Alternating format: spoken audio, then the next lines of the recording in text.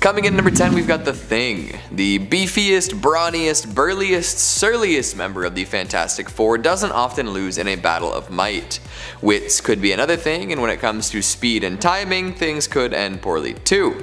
But on most days, there isn't going to be anyone stronger than Benjamin Grimm. After being hit with some wild cosmic rays, his body underwent some crazy changes. His skin became rough and rock-like, taking on an orangey hue and becoming near impenetrable. His toughness and density are through the roof, making him very hard to hurt. Along with his inbuilt armor, he also has a whole lot of additional wicked physical traits. Based on strength alone, he's one of the most powerful characters going. In fact, most consider him a consistent and classic rival to the Hulk. Incredible stamina, durability, and sensory adaptation round out his legendary bulk, and he technically is immortal if he chose not to revert to his human form every year. He doesn't age, can't really get hurt, and packs quite a wallop. In fact, after standing toe-to-toe with the mighty Green Mutant many times, the Thing has indeed definitively won against the Hulk before. So how does he manage to lose a fight? Well, you can't win them all. When the Hulk heads to New York to get revenge on the Avengers, the Fantastic Four is waiting for him. Ben Grimm hops out in front and takes on the Hulk, and the battle is pretty evenly matched. However, at the end of the massively destructive fight, the Hulk reigns supreme. The Thing collapses, totally wiped, and the Hulk is able to move right along. Dang, and we thought that incredible stamina would go on forever. Maybe next time, right? Number 9. The Wasp. We'll get the appetite going right off the bat here. Okay, Janet Van Dyne, aka the Wasp, first appeared in comics in Tales to Astonish issue 44. Genetically engineered by Dr. Hank Pym, Ant-Man, with the help of Pym particles and biosynthetic wings, now Janet was one of the founding members of the Avengers. Not too shabby. She could generate bioelectric blasts from her hand, knocking down even the fiercest of foes. But when the Blob gets a hold of her in the Ultimatum storyline, her sting just wouldn't cut it. The story comes from the Ultimates, which is already just a darker take on all of our characters and all those stories, and in it we see Earth's mightiest meeting their violent end. As for the Wasp, during the flood in New York City, she ended up being separated from the team, and when they finally found her, it was too late. She had become a midnight snack. Hank decides to get payback in a similar manner. Giant Man then grabs the Blob and Ozzy Osbourne's his head right off. Payback is gross, but necessary. Coming in number 8, we've got John Stewart. One of Earth's Green Lanterns, John Stewart is blessed with all the powers one would expect. As leader of the Green Lantern Corps and a member of its honor guard, he's quite the formidable fighter. Renowned for his sharpshooting and building skills, not many can hold a candle to this hero. However, he isn't perfect, and all of the powers in the world won't help you if you get too cocky. The classic tale of human hubris. Nobody's immune to it, no way. While working with Martian Manhunter to contain the anti-life equation, they realized they'd need to save the planet of Xanshi. The folks there were slowly being poisoned, and to make matters worse, the planet was laden with bombs that were set to blow. John, thinking that he was super powerful and unstoppable, decided to fly an injured Martian Manhunter to safety before heading down solo. Guess what though? The bombs were yellow. You know, the one color that renders a Green Lantern useless. So all he could do was get the hell out of Dodge, leaving Xanshi to an explosive doom.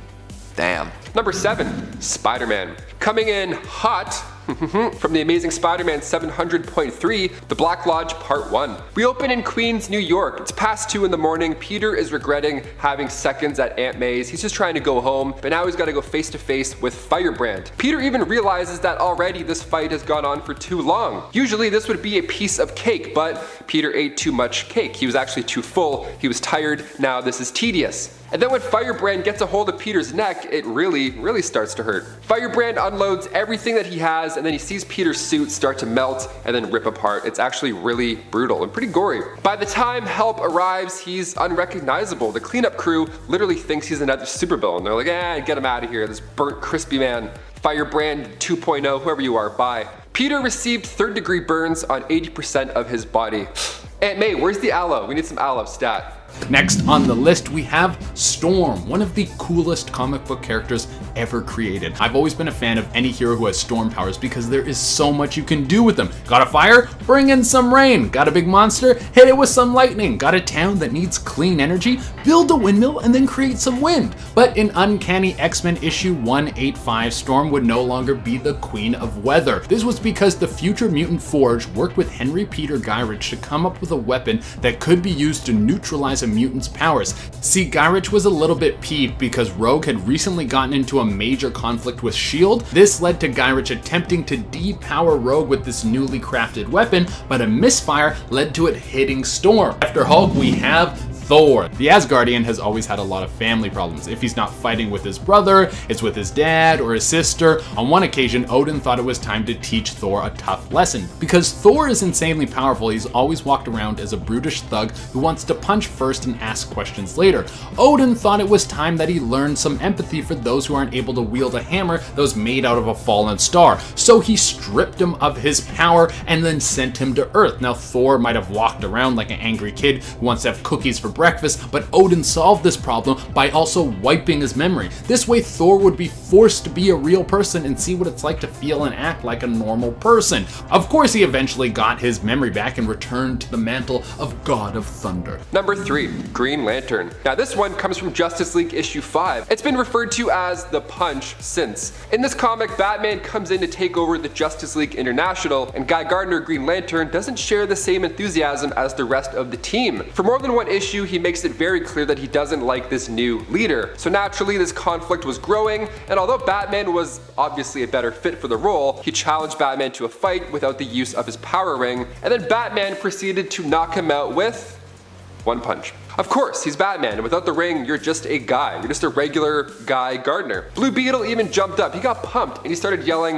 one punch, one punch, one punch, just adding insult to injury, literally. This is a great moment, an even greater lesson, but Green Lantern getting knocked out by a human punch shouldn't have happened in the first place. Don't start fights you can't win without the only thing that makes you win those fights. I don't know, just my advice. Coming in number 2, we've got Captain America. Now the tables have turned a little. We talked about Iron Man having a tough time stacking up against his longtime pals a little earlier. Now is his time to shine.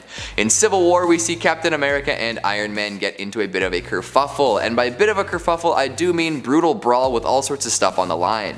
It's a crazy fight with plenty of killer moments and momentum swings, but in the end, Tony Stark comes out on top. Damn, Cap. And finally, number 1, my personal favorite, Wolverine. I mentioned Wolverine getting something bad. This is it. Now we're going to talk about it. This next one comes from Punisher Volume 6, Issue 17, appropriately titled Aim Low, written by Garth Ennis. So we find Wolverine with his face, well, without a face. His face is gone at this point. He got his face blown off by the Punisher, and you'd think that would be pretty bad, but it of course gets so much worse. Frank Castle fixes his aim a little bit lower and then pulls the trigger, reassuring Logan that they'll grow back. Frank was trying to get Wolverine out of the way, and this put him down for a bit, definitely, but he's still not out for the count just yet. Never turn your back on the knucklehead. Wolverine is literally crawling towards the Punisher now. He's like, shoot me, bomb me, cut me up, I don't care, I'm just gonna keep coming at you. Well, it's kind of hard to move when there's a steamroller on top of you, no? The fact that he did it slowly too, starting with the feet and then slowly moving it up to his head and then putting it in park when it was on his head, I can't even fathom what this would feel like. I can't pull a hangnail some days. Like a steamroller, what kind of Austin Powers way to go out is that?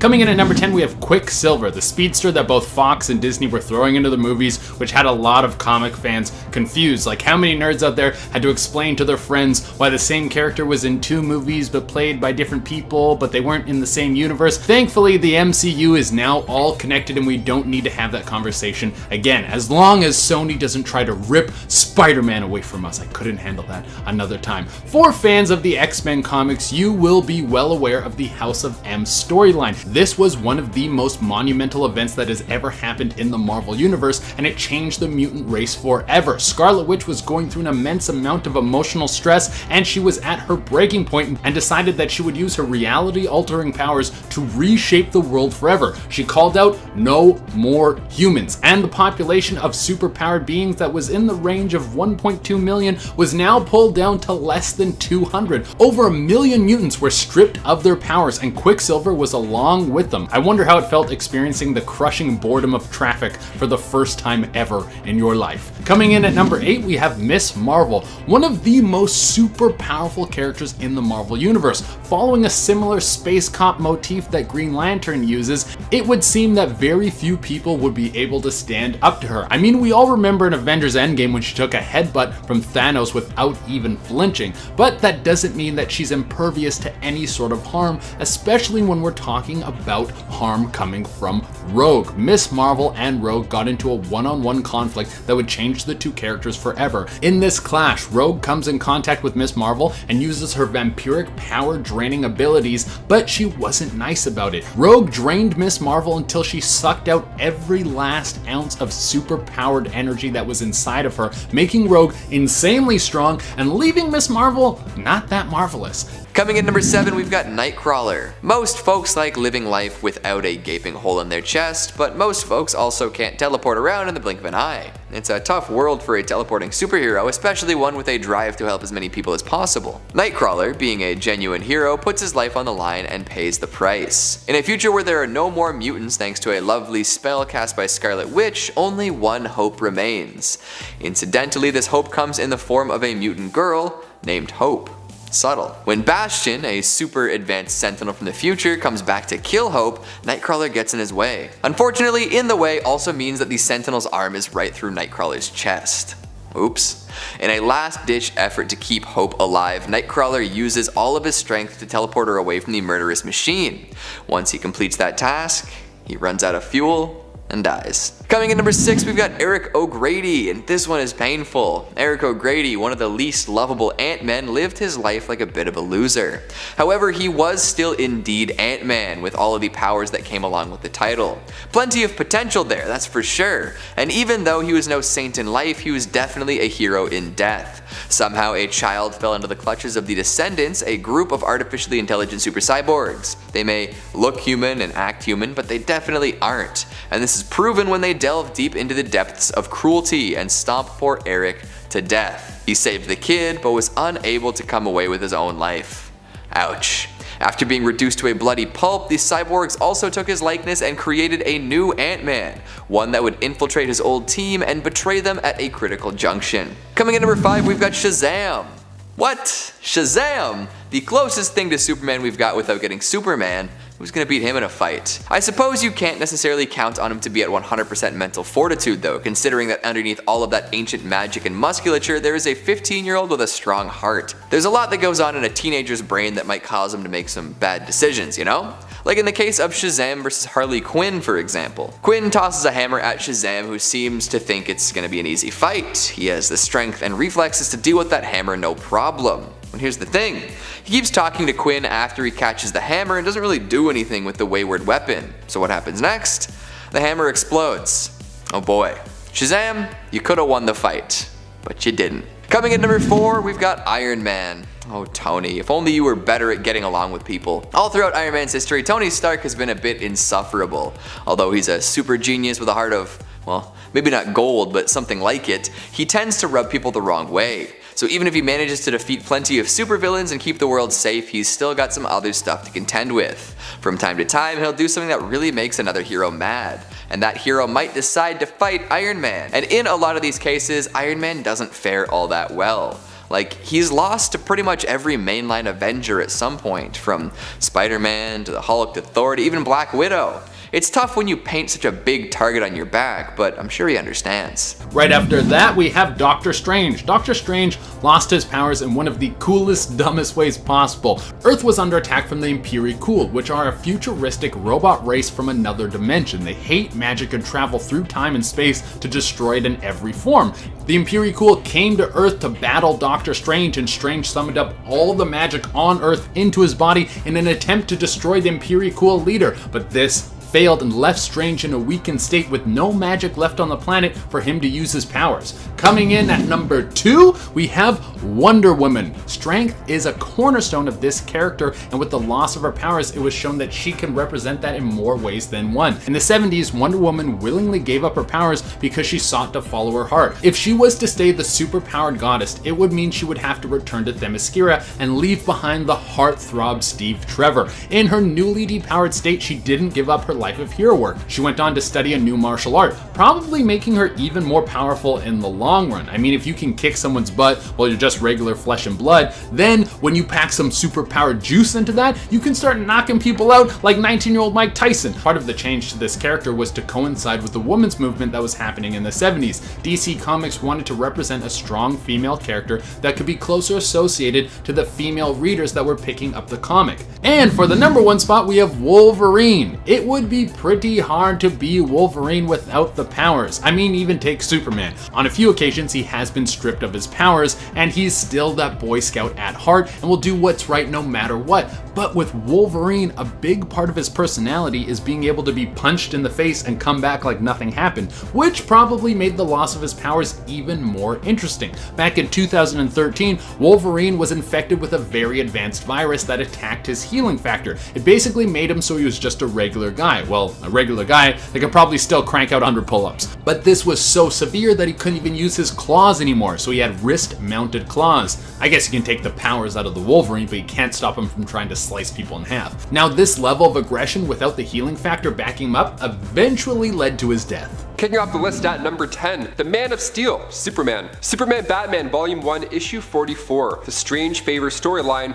begins with a movie shoot. How exciting, I wonder what they're filming. Well, they're filming a Superman Batman movie called World's Finest, which has a pretty good ring to it. I'm already intrigued. It feels like Tropic Thunder almost at first. These other guys are playing these superheroes. Batman's being played by a former Bond actor in that universe, Jason Wish, and he's going for it. His eyes are all watery. He's explaining this made-up origin, and Superman offside, like the Superman and the Batman, are watching them film from afar, and Batman isn't really into this whole idea. He doesn't like how they don't know his true story, and now they're just making stuff up. But Superman reassures them that it's only because they're interested in the mysterious bat. Out of nowhere, Livewire comes in, who's almost as evil as LimeWire.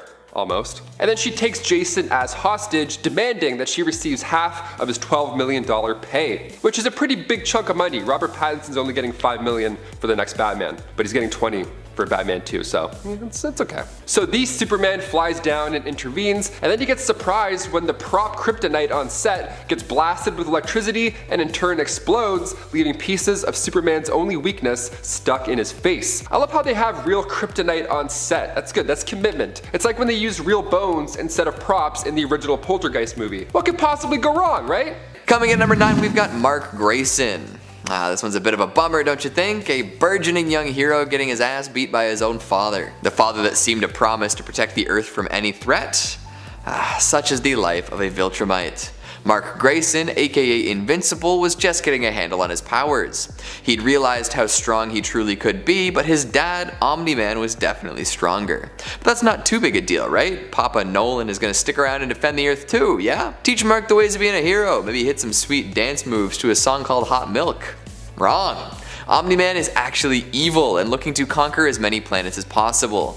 Damn, dude. When Mark attempts to stop him after he kills a plethora of supers, Omni-Man lays an absolute beatdown on his son. It is super brutal. My goodness. Number 8, Batman. Coming from the 1993 Batman Nightfall storyline, we get to meet Bane in a terrifying way. He literally broke Batman. The Beast started by making Batman's worst day come to life as he freed every villain in Arkham Asylum, so now Batman's gotta try and round up all those psychopaths, which is already exhausting, and Batman's weaker now, mentally and physically. And when Bane goes to the Batcave because yes, he knows Batman's secret identity, he beats Bruce down, and when the moment is right, he lifts the Caped Crusader above his head and drops him down onto his knee, breaking his back. Now this was a huge moment in the comics. When Batman goes down for the count, the mantle was then passed along to Azrael. And we just broke down a bunch of alternate versions of Batman in the last week or two, so make sure you go and check out one of those 3 lists as well after you're done here. Batman has had quite the run in comics. Interesting time.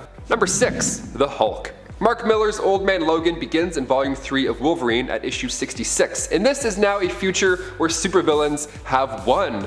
Sads. Hulk and She-Hulk had kids. Weird, the Hulklings, who would beat the crap out of you if you didn't pay rent, because basically everybody had their own territory, so Logan had to pay up. Hawkeye, who is also much older and now also blind, needed Logan's assistance to get across the country and deliver a secret package. This was a way Logan could make some of that rent money, so perfect, let's do it. Now when they get back from their trip, things have progressed in an awful way. Hulk Gang took out Logan's entire family because, well, they were bored, of course. They're a little messed up in the head if you didn't already piece that together. So Logan dishes out some payback. No more games, no more talking. Logan's here to now get this done. Logan gets Banner right through the old chest plate, but we all know what happens next. He freaks out, he hulks out rather, and then he eats Logan. If you can't beat him, eat him, I guess. Now you'd think this would for sure be the end of it, but that's when Logan pops out from inside Banner. After what's gonna happen to Wolverine near the end of this list, it's nice to see him come out on top, or just come out of a body in general, that's fun. Number 5, Jason Todd. Of course this is going to be on the list. A Death in the Family is a 4-part storyline written by Jim Starlin and published in 1988. It contains perhaps one of the biggest, darkest moments in DC Comics history because we see the Joker beat the second Robin, Jason Todd. And when I say beat him, I mean he beat him with a crowbar and then used an explosive for good measure. He was a goner, for sure. And also, it was your parents' fault. Pause this video, go yell at them, come back, like it, click play. Yeah, DC left it up to readers how this story ends for Robin. Nowadays, fans are coming together on Twitter to see director cuts of movies that haven't even been released yet. So it's a little better now. We have a bit more of a squad. The actual beatdown, of course, is awful, but emotionally the Joker destroys the Boy Wonder as well. He used Jason Todd's birth mother, he blackmailed her in order to get closer to Jason, and it worked. Betrayed by his birth mother, and then the Joker too killed her. Double whammy, triple whammy. 4 whammies, I don't know, all the whammies. Number 4, Green Arrow. Green Lantern, Green Arrow, issue 85. Let's talk about it. The first few pages, we see Oliver Queen walking at night trying to get home when all of a sudden some punks, some fools try and rob him. Now this is a day in the park for most of our superheroes. Now it's not like he was tired or maybe he didn't see it coming like Peter, he ate too much cake. He actually was in a bad mood. He had lady troubles, he was ready to fight. He was like, okay, I'm looking for this. You guys picked the wrong guy, let's go. He's like getting warmed up. He was feeling good. And then a guy pulled out a crossbow, because you know, all those thugs that carry crossbows through the city, and then Ollie gets shot right through the shoulder with an arrow. Irony at its finest. Coming in at number 3, we've got Jean Grey. To be immensely powerful. Too bad the world isn't fair and something can always go wrong. Take Jean Grey for example. Telekinetic and telepathic powers beyond compare, a connection with the powerful cosmic entity the Phoenix, a bunch of awesome mutant pals. What could be better? Well, not experiencing a terrifying magnetic aneurysm, I guess. Yeah, that did not turn out too well for poor Jean Grey. After discovering that their new member Zorn was actually Magneto in disguise, the X-Men jumped into action. This did not prevent Magneto from releasing an insane wave of magnetic energy, absolutely wrecking Jean's brain though. Unfortunately, there was nothing she could do about it and she perished almost instantly. Yikes. Number 2, Martian Manhunter. In Final Crisis 1, John Jones' Martian Manhunter gets trapped in a prison. See, he originally went there undercover as John Jones in his human form and would regularly report back to Batman. That's when the villains decided to break free and then he was left behind. It's not looking good at this point, because Human Flame had now given the villain Libra instructions to kill Martian Manhunter. So Libra went and he did so. He stabbed Martian Manhunter with a staff right in front of the entire staff, the entire secret society of supervillains, and then upon his death he returned back to his Martian form, and in his final moments he still managed to send that message back to the Justice League. Not even death will stop this guy's plans. The Justice League held his funeral on his home planet, Mars, with Superman giving the eulogy. His final moments were expanded on in the Final Crisis Requiem storyline, teaching us more about his homeworld and the inhabitants of it. You can find this in Justice League Volume 2 in issues 6 and 7. And finally at number 1 we've got Silver Surfer. Not the power cosmic. That's absolutely wild. This Herald of Galactus is one of the most powerful ones going and has strength beyond compare. He can harness immense energy from the universe and channel it in different ways. On most days, barring insane divine intervention or other heroes becoming ludicrously overpowered, he's unstoppable, a force to be reckoned with. However, there have been entities that fought with Silver Surfer and came out on top. Doesn't happen often, but it isn't totally impossible. There's the wild bit from Marvel Zombies that sees this cosmic power get taken down, and there are even a few non-zombie runs where he's taken down a peg. Adam Warlock knocked him out to prevent Silver Surfer from joining a fight against Thanos. Oh, and at some point Deadpool gained the powers granted to Heralds of Galactus too, which was very interesting. Made for a good fight, that's for sure. And at 10, Cupid. First appearing in Green Arrow and Black Canary number 15 from 2009, Carrie Cutter, also known as Cupid, is a deranged Green Arrow attempted mimic, even if she isn't really that good with a bow in the comics, and former Special Ops soldier. Cupid first showed up in Star City at a scene of one of the Green Arrow's fights. She picked up the broken tip of one of his arrows and carved the infamous heart with an arrow through it onto her chest. She then began killing off some of his notable enemies in the hope that she may begin to fulfill his heart's desire. And she killed the guy who cut her hair because she never wanted someone else to have hair that perfect. Yeah, Cupid is in essence Oliver's Joker in a way, since there is no Cupid without Green Arrow, and let's be honest, they're both absolutely nuts. The character did appear in the show, however was not nearly as crazy and quickly turned her affection to Deadshot after joining the Suicide Squad. Cupid being obsessed with Arrow was kind of like a 1 to 2 episode thing in the show. And at 9, Onomatopoeia. Onomatopoeia was introduced in Green Arrow number 12 from 2002 and was created by Kevin Smith and Phil Hester. Onomatopoeia first appears when he murders a female crime fighter named Virago, after telling her his name. The interlude in which this occurs serves as a lead into The Sounds of Violence, and is the main villain of a short storyline that runs from issues 13 to 15 of that Green Arrow run, which is called The Sounds of Violence. Just the sheer ridiculousness of this character is enough to earn him a spot on this list for me though. And the great thing is that this character only works in comic books unless you give him like superpowers. Saying bang in a cinematic setting only makes for an awkward moment after a real gunshot unless you saying bang actually makes a gunshot. Since in movies gunshots sound nothing like that and you can't really make that sound with your mouth. Onomatopoeia just talks in onomatopoeia, which is spelling out sounds like bang or crack or snap. And this character is something I really find interesting for this reason. Plus, this man looks like he's a guard from Squid Game with like his mask thing. Look, I wonder where Squid Game got the idea, and I think it was this guy.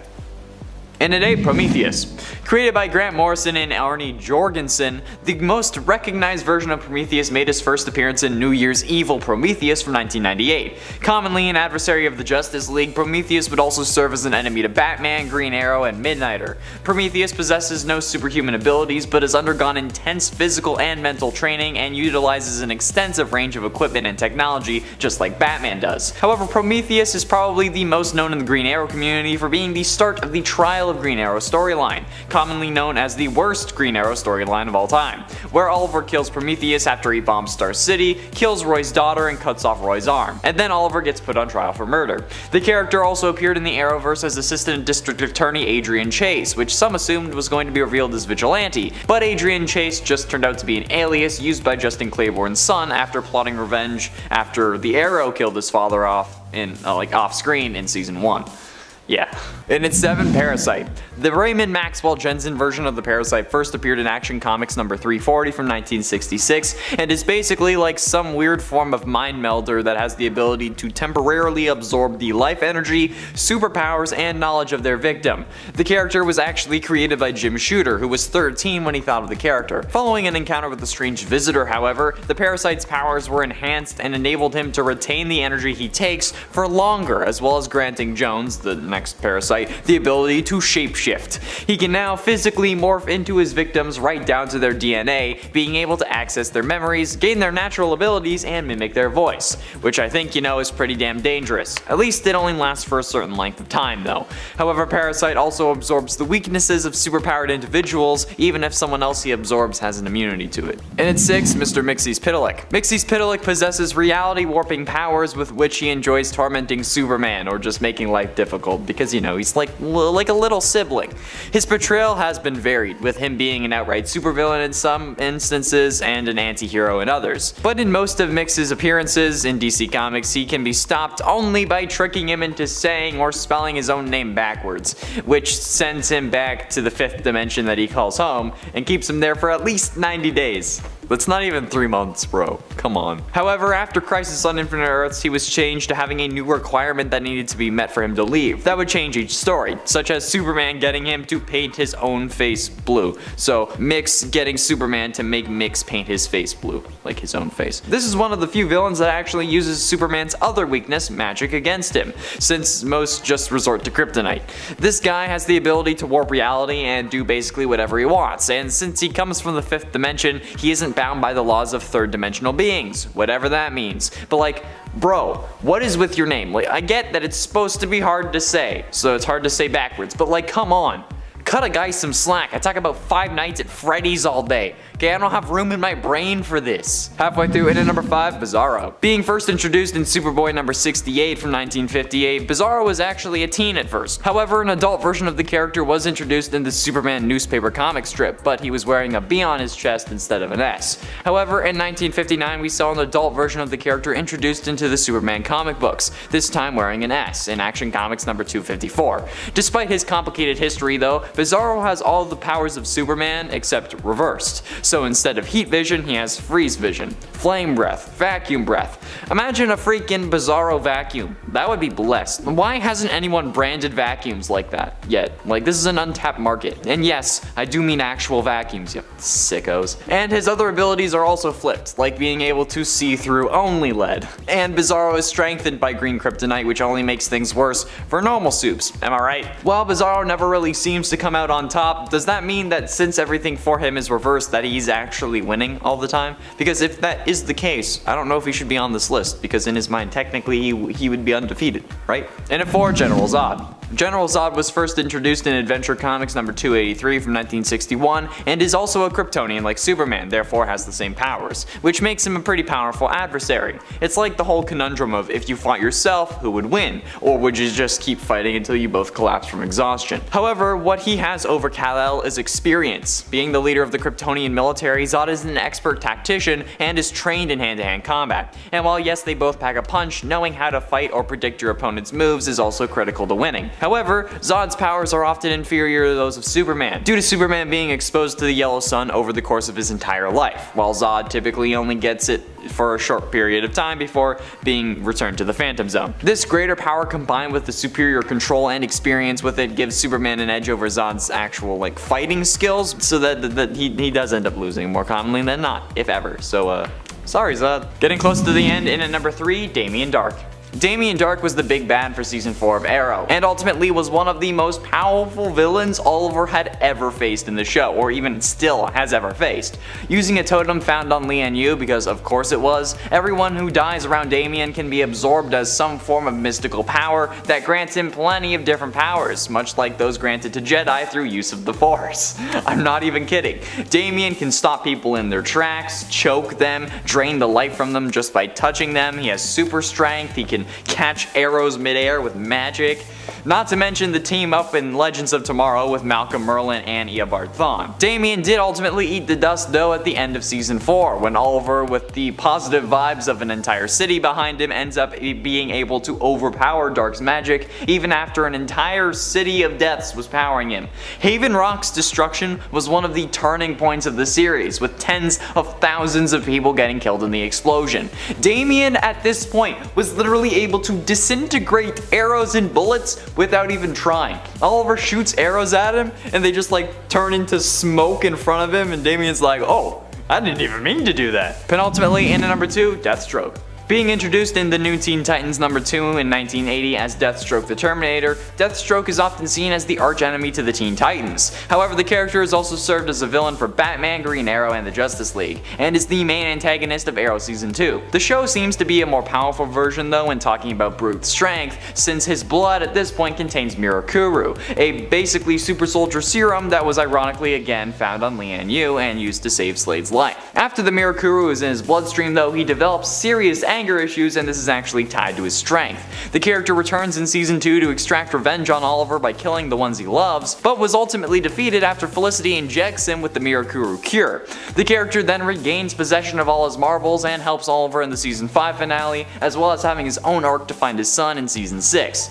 Oliver helps Slade do this though, even though Slade killed Oliver's mother in the season 2 episode Seeing Red, but using a deleted scene from season 2, Oliver saves his mother in the post-crisis timeline that he creates, which is honestly something that I can respect. If you're recreating the universe, or the multiverse even, you might as well resurrect your dead friends and family, if you can. Finally, in at number 1, the Anti-Monitor. This is a show exclusive as far as I'm aware, since this played out totally differently in the comics. However, in the Arrowverse Crisis on Infinite Earths crossover event, Oliver dies while trying to save as many people from Earth 38 as possible, resulting in over 3 billion lives being saved while he held off the Shadow Demons. Later on though, Oliver, instead of being being resurrected by the Lazarus Pit and having his soul restored to his body, ends up becoming the Spectre, a pseudo-god in the DC universe, and the catalyst to restoring the multiverse in this crossover. This also comes with a wicked set of powers, but nonetheless in a one-on-one fight Oliver both held his own and beat the Anti-Monitor head to head, which is freaking nuts. This man had literally wiped out the multiverse, and yet here we are with a new set of Earths because Oliver, with the help of the Paragons, willed it so. The battle was wicked, the death was heartbreaking, yet either way Oliver managed to defeat what was in essence a god, the god of the antimatter universe certainly, and gain some sweet powers to boot. Attaboy Oliver, you're who I pray to now. In a 10, Chameleon. Being the first villain Spider-Man ever faced way back in Amazing Spider-Man #1 in 1963, I think Chameleon is more underrated than he should be. Being able to look like anyone at any time is pretty damn overpowered, especially when you can use it to look like Spider-Man and use suction cups to stick to walls, even if that's slightly unrealistic. This character is especially powerful when he has superpowers, like in the 90s animated Spider-Man series, where he could simply look at you and end up transforming into you. That's actually insanely overpowered when you look at it like that, since he can also transform his clothes in that show. He could be fleeing from Spider-Man and then turn the corner and be anyone, so it's certainly someone to fear, unless they're the original version who has to use disguises and makeup to look like anyone they want, since that process takes time and it can't really be turned on or off at will. In at 9, Mysterio. First appearing in the Amazing Spider-Man #13 from 1964, Quentin Beck does not possess any superhuman abilities. He is a formal special effects artist, illusionist, and actor who uses his talents to commit crimes. He is a founding member of the Sinister Six as well, which is an impressive feat on its own considering how he has no powers. In the first battle with Spider-Man, after he frames Spider-Man for robbing the Midtown Museum, Mysterio obstructs the hero's spider sense with gas and dissolves his webbing with chemical abrasive. However, Spider-Man tricks Mysterio into revealing that he was the actual one who robbed the museum. Then Spider-Man revealed that he had captured that moment on tape. Mysterio was then sent to jail, blaming Spider-Man for his ruined career. However, the abilities of Mysterio are actually really impressive, with a lot of his powers seemingly only being able to be accomplished with CGI and post-production rather than with practical effects, which is what he was using. And I was actually going to be a special effects artist. I even started going to school for it, so trust me, his stuff is absolutely insane. And at 8, Venom. The symbiote that later became known as Venom was created by the Dark Elder God Null on a desolate nameless planet, where it saved a group of newborn baby rodent-toid aliens by bonding to them and transforming them into apex predators. The symbiote's first human host though was Deadpool, who came across its prison while on Battleworld and, hoping for a makeover, wore the creature for a few minutes before realizing it was alive and trying to take over his mind. Concerned that his insanity would adversely affect it, Deadpool returned the symbiote to its prison moments before the arrival of Spider-Man, whose own suit had been damaged in the battle that was going on outside that Deadpool just seemingly was ignoring. Spider-Man had found the prison module that the symbiote was trapped in and activated the machine, which released the symbiote in the form of a black sphere. When Spider-Man touched the sphere, it covered his body and transformed into the iconic black and white costume with large white spider emblems on the chest and back derived from Null's dragon emblem actually. Venom, even though the concept was bought from a fan for what would now be worth $550, became one of, if not the most iconic Spider-Man villain, and with the ability to block out the spider sense, it's a surprise Peter even managed to come out on top. And at 7, Count Vertigo. Count Vertigo is the last descendant of the royal family that ruled over the small Eastern European country of Platlavia that was taken over by the Soviets and later became devastated by the Spectre. First introduced in World's Finest Comics #251 from 1978, the original comic book version is much more interesting than his modernized TV show counterpart. Also, basically all of these characters have appeared on the show, just because they're also some of the Green Arrow's most iconic villains, so I will be making comparisons. Count Vertigo first appeared in Star City, where he attempted to steal back the jewels his parents had to sell when they had escaped to England after the war. The victim of a hereditary inner ear defect that affects his balance, Vertigo has a small electronic device implanted into his right temple that compensated for this problem. Tinkering with the device, Vertigo learned that he was able to affect other people's balance as well, distorting their perceptions of what they would see, and basically they couldn't tell up from down, which he calls vertigo, even though vertigo is just the sensation of a room spinning when it's not, instead of like not knowing where you're going, whatever. But still, this is how he works in the comics, whereas on the TV show, he was a dealer who made a substance known as Vertigo that nearly gets Thea killed in a car accident because she was being dumb.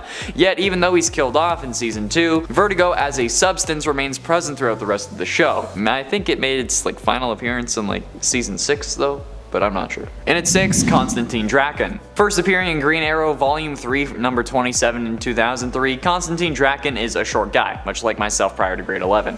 As a child, he was teased for this by other children, but once he started killing people at the age of 10, he found that he was no longer sensitive about his stature, which I guess is understandable, because why would you care if you're being made fun of if you could just kill them, right? I mean, it solves the problem. But when troll-like monsters began to terrorize the Elvast Corporation's construction sites, the company hired Draken to take care of it. However, he ran into the Green Arrow, who was also investigating the monsters. Draken was able to defeat Oliver, however he didn't kill him because he wasn't getting paid enough yet. He then seemed to act as if he was on retainer for Elvast, killing Black Lightning's niece because she discovered information that proved the troll monsters were actually created by Elvast through an imperfect vaccine side effect.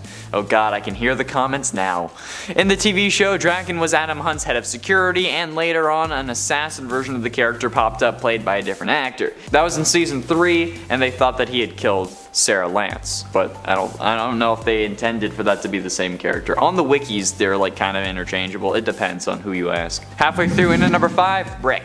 Brick is certainly an interesting guy. Daniel Brickwell was originally a low-level henchman or enforcer for various mobsters in Star City, and also ran his own street gang. However, he had a brilliant criminal mind and higher aspirations to go with it. We love a dreamer. In the wake of a demonic attack against Star City, he began to expand his gang's criminal activities, particularly illicit substances sales, and push them into areas left vacant by other criminal organizations. However, this guy also has a power, first being introduced in Green Arrow Volume 3, number 40 from 2004, Brick is literally made of brick. In essence, the DC version of the Thing, but a bad guy.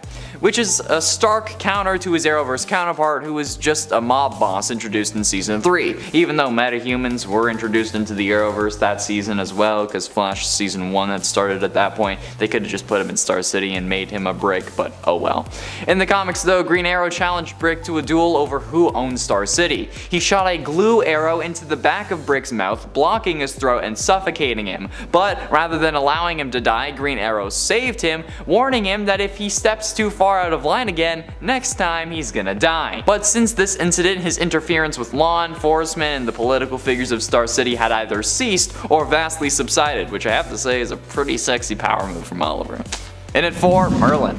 Long before becoming the vigilante Green Arrow, Oliver Queen was inspired to take up archery after hearing of the exploits of Arthur King, otherwise known as Merlin the Magician, a master archer with acute accuracy. Years later, Merlin challenged the Green Arrow to a public archery duel and defeated Oliver. With that victory under his belt, Merlin vanished for years before resurfacing as a member of the League of Assassins. He and Green Arrow faced off against each other again when Merlin attempted to assassinate Batman, but Green Arrow managed to intercept Merlin's arrow with one of his own, saving Batman's life. Merlin admitted that Green Arrow had improved since their last encounter, but he escaped before he could be captured. In the show, the Dark Archer is played by John Barrowman and is named Malcolm Merlin, CEO of Merlin Global Group and father to Tommy Merlin and, spoiler alert for season 2, Thea Queen. He is a recurring character in the first 5 seasons and is a villain in most of his appearances, with the exception of a couple times throughout when it served his better interests. Spoiler alert yet again for season 5 because I feel obligated to because it's my favorite show. He ultimately dies in Lian Yu after Thea activates a landmine and he takes her place on it. They were lured there by Adrian Chase, aka Prometheus, so that Oliver could save his son, but yeah. If you haven't seen Arrow, go watch it, please. Getting close to the end, in at number 3, Atrocity. Introduced and only seen in the Spider-Man game Spider-Man Edge of Time from 2011, Atrocity was created after Anti-Venom went into a blind rage, accidentally knocking Otto Octavius and Walker Sloan into Walker Sloan's gateway. Time-traveling gateway, by the way. The three then fused in the space-time continuum. I tried getting Taylor to put this on a list for ages, so here I am putting it here because holy damn, this is a villain. Atrocity would occasionally attack Parker or O'Hara with its teleportation tentacles throughout their journey in the Alchemax building, until it eventually revealed itself and attacked Peter Parker. Atrocity was defeated but would later appear again, attempting to kill Peter Parker at the same time that the CEO of Alchemax was fighting Miguel O'Hara. We, as Parker, manipulated Atrocity into attacking electrified pillars, stunning it. Peter then took this opportunity to remove Atrocity's tentacles and send them through the time gateway. These tentacles were then used to drain the Alchemax CEO of his powers. After both Atrocity and the Alchemax CEO, who is revealed to be Peter Parker, were vulnerable, they were knocked into the gateway together simultaneously, resetting the timeline. This absolute monstrosity is also able to teleport himself through time and space, in the addition to all of his powers. So yeah, an atrocity for sure. Penultimately, in at number 2, Red Goblin. After the collapse of S.H.I.E.L.D., the Carnage symbiote was secured in the Lockbox, a privately run vault at the bottom of the Atlantic Ocean. Agents Crane and Coleman, though, infiltrated the Lockbox and stole the symbiote, delivering it to their employer, Norman Osborn. After receiving the symbiote, Osborn bonded with it to become the new Carnage, hoping that it would be the key to regaining his Green Goblin persona. While the symbiote initially seized control of him, Norman offered to teach it more nuanced and sadistic ways to kill people, an offer that the symbiote eagerly accepted, turning over control to its new host, restoring his appearance and purging his body of the nanites, preventing him from augmenting himself with the Goblin formula. Osborn then used the symbiote to kill Phil Urich, and after pretending to be mortally wounded in a rematch against Spider-Man as the Green Goblin, unveiled his new partner by transforming into the monstrous Red Goblin. Osborn used the symbiote to great effect, incapacitating Spider-Man's allies and loved ones, and bonding a portion of it to his grandson Normie Osborn to turn him into the Goblin Child. Spidey was only able to defeat Red Goblin by taunting Osborn, saying that killing him in that form would only give Carnage the credit and not him, which caused him to rip off the symbiote. Then Spider-Man was able to destroy it. Finally, and at number 1, Graviton. If you're not familiar with Graviton, just know that he's essentially Magneto, but with gravity instead of metal, which is already making you think, oh, and that's exactly right. During the Acts of Vengeance crossover storyline, Graviton essentially crushed Spider-Man in their first encounter, only for Spider-Man to come back and absolutely wipe the floor with him when he got the Captain Universe powers. But that may seem a little cheap when talking about a list of Spider-Man villains. So, how about when Graviton was a part of a group of villains that sought revenge on Spider-Man following the loss of his cosmic powers? Spider-Man was still able to defeat Graviton without the power Cosmic. During the fight though, Graviton actually disabled Spider-Man's gravity, sending the web slinger floating up into the sky. But Spider-Man was able to web onto a passing plane before he actually got too high. And then when Spidey got back to the ground and to the fight, he took an unprotected by gravity Graviton out with one single punch. So needless to say, Spider-Man has some pretty sick licks to lay out. In at 10, Lex Luthor. While you can't really have a list of Superman villains without Lex, the character isn't all that powerful when you look at it. Sure, he's popular among fans and runs a business, so he has some pull in society and whatnot, but in reality, he's just the dude with mommy issues that is just jealous of Superman. Sure, at some points he may wear and pilot a mech suit that gives him advanced weaponry and whatnot, but otherwise he's just a guy who pays other guys to fight for him. Which I mean, in a sense, money is power, but when compared to other people on this list, and even compared to Superman, Lex doesn't really have much going for him, aside from maybe a little bit of kryptonite. But Lex is constantly losing to Supes as well, which only makes him angrier, and that's just funny as hell to me. We love it when a jerk gets mad because he didn't get what he wants.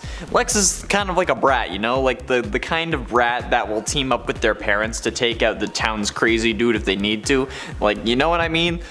Any kid's movie basically has one of these characters. Spiderwick Chronicles, okay? The big sister is pretty much like this. She's like that until she gets her leg bit by a goblin and realizes that her brothers ain't crazy. That's Lex. And at 9, Steppenwolf. Because everyone prefers the theatrical version of Justice League, right? Steppenwolf was introduced in New Gods number 7 from 1972 and is a new god and military general from the planet Apocalypse. Steppenwolf is the brother of Hegra and therefore the maternal uncle of Darkseid, which is a really weird family dynamic given that he is commonly depicted as Darkseid's subordinate, commanding his nephew's army of parademons in conflict against Superman and the Justice League. In the theatrical version of the Justice League movie, Steppenwolf is actually the main villain instead of Darkseid. However, you shouldn't discount the dark side of the moon's uncle, because Steppenwolf is immortal and has vast superhuman strength, speed, and endurance, capable of lifting up to 10,000 tons and jumping huge distances easily. He has superhuman reflexes and a high degree of invulnerability, which increases with his battle armor and allows him to resist most physical and energetic attacks. So while yes, they did manage to defeat him, it was still quite the battle. In at 8, Metallo. John Corbin is usually featured as either a willing volunteer for a surgery or a mortally wounded test subject that needs this surgery to save his life. Metallo first appeared in the Superman comic strip storyline The Menace of Metallo Metallo, which ran from the 15th of December 1958 to the 4th of April 1959. This procedure, whether willing or not, ends up turning John into a cyborg powered by a kryptonite heart, which I think you know what that means. While usually working as another supervillain's lackey, Metallo has the strength to go head to head with the Man of Steel, especially given that he has the strength of Superman and then weakens him with his heart when he's nearby.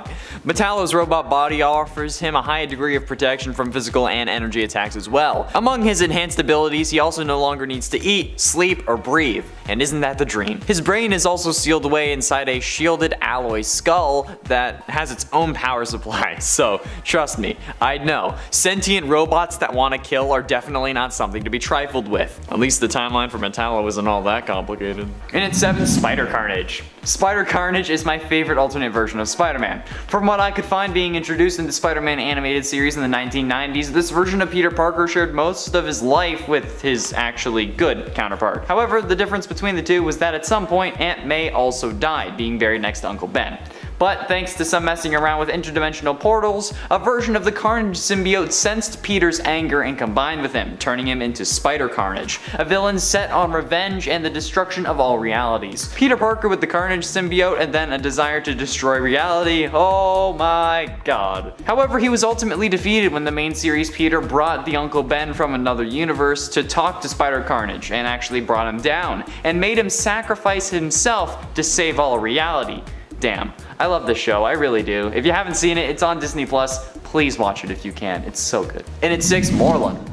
First appearing in Amazing Spider-Man Volume 2 number 30 in 2001, Morlun is one of the most influential Spider-Man villains of all time. Morlun is potentially the biggest threat Spider-Man has ever faced, even if he isn't the most powerful, since defeating him ended up requiring a whole multiverse of spider people, or as the comics were calling them, spider totems, to take him down. Coming from Earth 1, Morlun uses these spider totems to stay alive, feeding on their energy and casually just hopping around from universe to universe, squashing their spider person. This guy is the backbone of the Spider-Verse concept, and a load of spider totems had to team up in order to actually beat him, but not without massive casualties. So definitely a powerful villain that ended up losing overall, but maybe I guess he didn't lose since he did kill off multiple spider people before his actual defeat. Well, I mean, I guess it depends on how he looks at defeat and what his definition of the term is, since some people could consider killing one person a success, so who knows? Halfway through, and at number 5, Venom 2099. Venom 2099 is actually Kron Stone, the son of Tyler Stone, and as revealed later on, the older half-brother of Miguel O'Hara, who is the Spider-Man of 2099.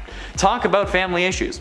Kron became violent and brutal after suffering for years because of his abusive robot maid. Yeah, this is certainly an interesting origin. Either way, this all drove him into killing Punisher 2099's family. This was also before gaining any superpowers, since the encounter with Jake Gallows, who is Punisher 2099, nearly gets him killed. So Kron flees into the sewer, narrowly escaping with his life.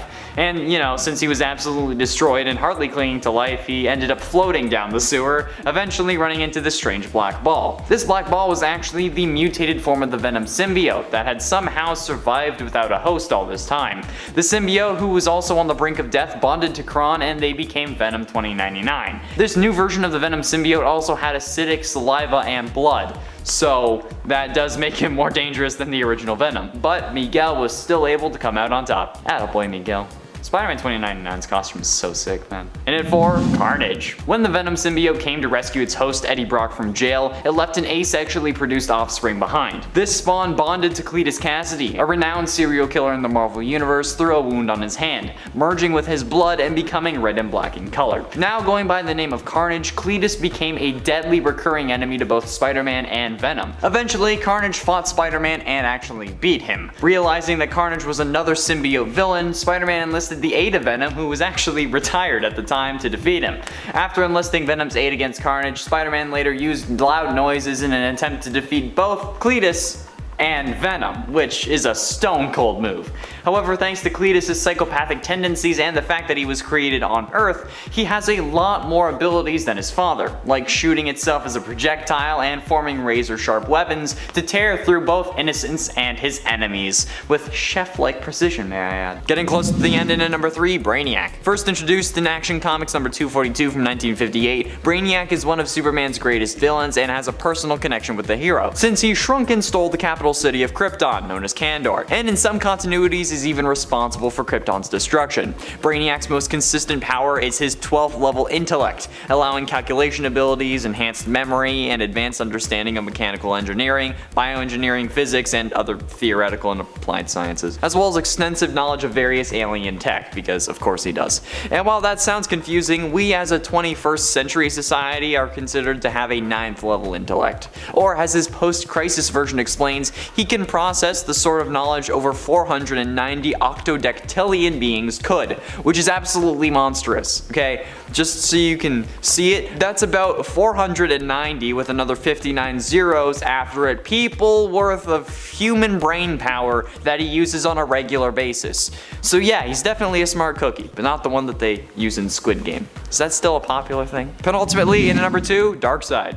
Darkseid was first introduced in Forever People #1 and is the tyrannical ruler of Apokolips and leader of the New Gods. As a new god, however, Darkseid is among the most powerful beings in the DC universe. His most well-known and utilized ability derives from the Omega Effect, which allows him to blast Omega beams from his eyes. Omega beams are an intense form of basically heated energy that can either act as a concussive force to subdue an opponent, or as a disintegrating agent capable of eradicating organisms or objects from existence.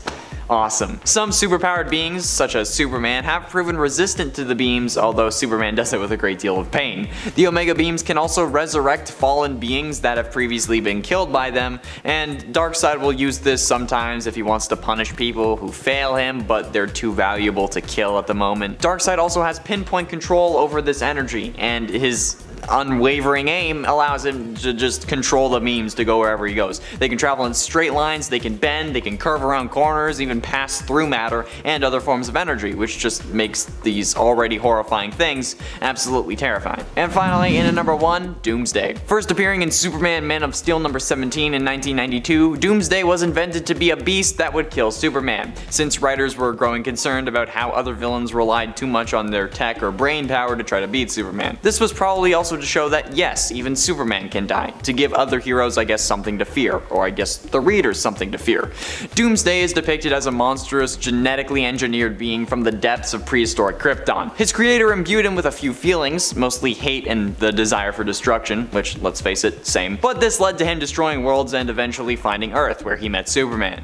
Doomsday is the one who killed Superman in Kelly's favorite The Death of Superman storyline, and the big thing with Doomsday is his ability to evolve. Doomsday gradually becomes more invulnerable if not injured beyond his ability to recover. Superman once used a sound gun to greatly discomfort him, but Doomsday's auditory canals closed up, making him impervious to the weapon next time. So basically anything that hurts or kills him basically won't do that a second time, which is absolutely absurd and definitely makes him one of Superman's greatest foes.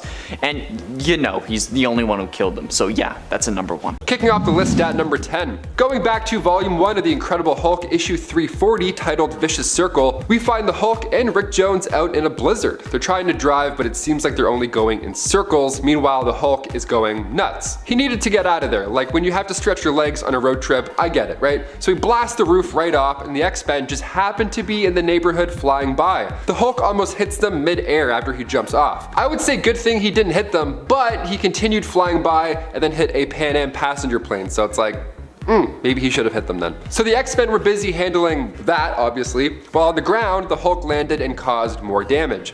Wolverine tracked the beast down, and believe it or not, the Hulk almost snuck up on him. He couldn't catch the Hulk's scent, so it was really dangerously close. Wolverine popped his claws, turned, and then sliced the Hulk's arm, and they both looked at each other. And Wolverine, he walked away at this point. He retracted his claws. He's like, hey, remember who you are, Logan. Remember what you're doing. You're the bigger man here. And he's like, breathes, then he walks away, and then the Hulk jumps out at him and then starts it all over again.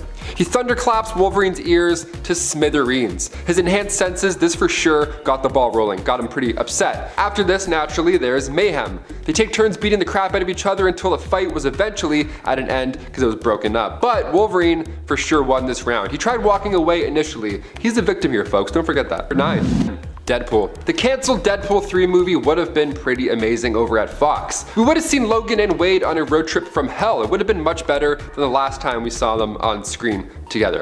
Yeah. But in the comics, Deadpool and Logan have, of course, bumped heads, like in Cable and Deadpool issue 44, for example. The two are fighting at a Hydra base, and Wolverine straight up impales Wade to the wall. It's a fun comic. Wade spends the first half with his head off, just getting kicked around like a soccer ball. It's all fun and games. But finally, Logan keeps Wade still once he shoves his claws through him and into the wall. That ought to get your attention sometimes. Number 8, Spider-Man. In Spider-Man vs. Wolverine, released in 1987, we see Peter slinging across the city. He's trying to snap some pics for the Bugle. He's looking for his light, trying to get that angle right, but all of a sudden, trouble calls. He hears a young woman scream, so he zips down and he finds the owners of a grocery store dead on the spot. So he ends up following that lead, and it brings him right into Logan's path. Now Logan has already been doing his own plan at this point, and then in comes this kid wearing pajamas shooting webs at people. So the two heroes now have no choice but to go loud and proud. They both fight off criminals together, and it's a fun time. But once they realize they're too late, Charlemagne had already gotten there. There's lots of bodies, so Logan naturally blames Spider-Man for ruining the whole thing. He's like, if it wasn't for you, this would not have happened in the first place. Pretty deep words. Spider-Man fires back though. He's not taking any of this. The two walk separate ways, but it's not over yet. Wolverine's meditating, he's feeling bad. Spider-Man's in bed, tossing and turning. He tries to take out Charlie himself, but Peter stops him. Well, he tries to. They fight in a graveyard for a few pages, but when Peter turns around to hit Wolverine one last time, he accidentally hits Charlie instead. I'm counting this as a loss because Peter wanted to fight. He engaged and he swung without looking, and now he can't get that image out of his head, and neither can we. Number 7, the X-Men. Okay, when I say the X-Men, I mean like all of them.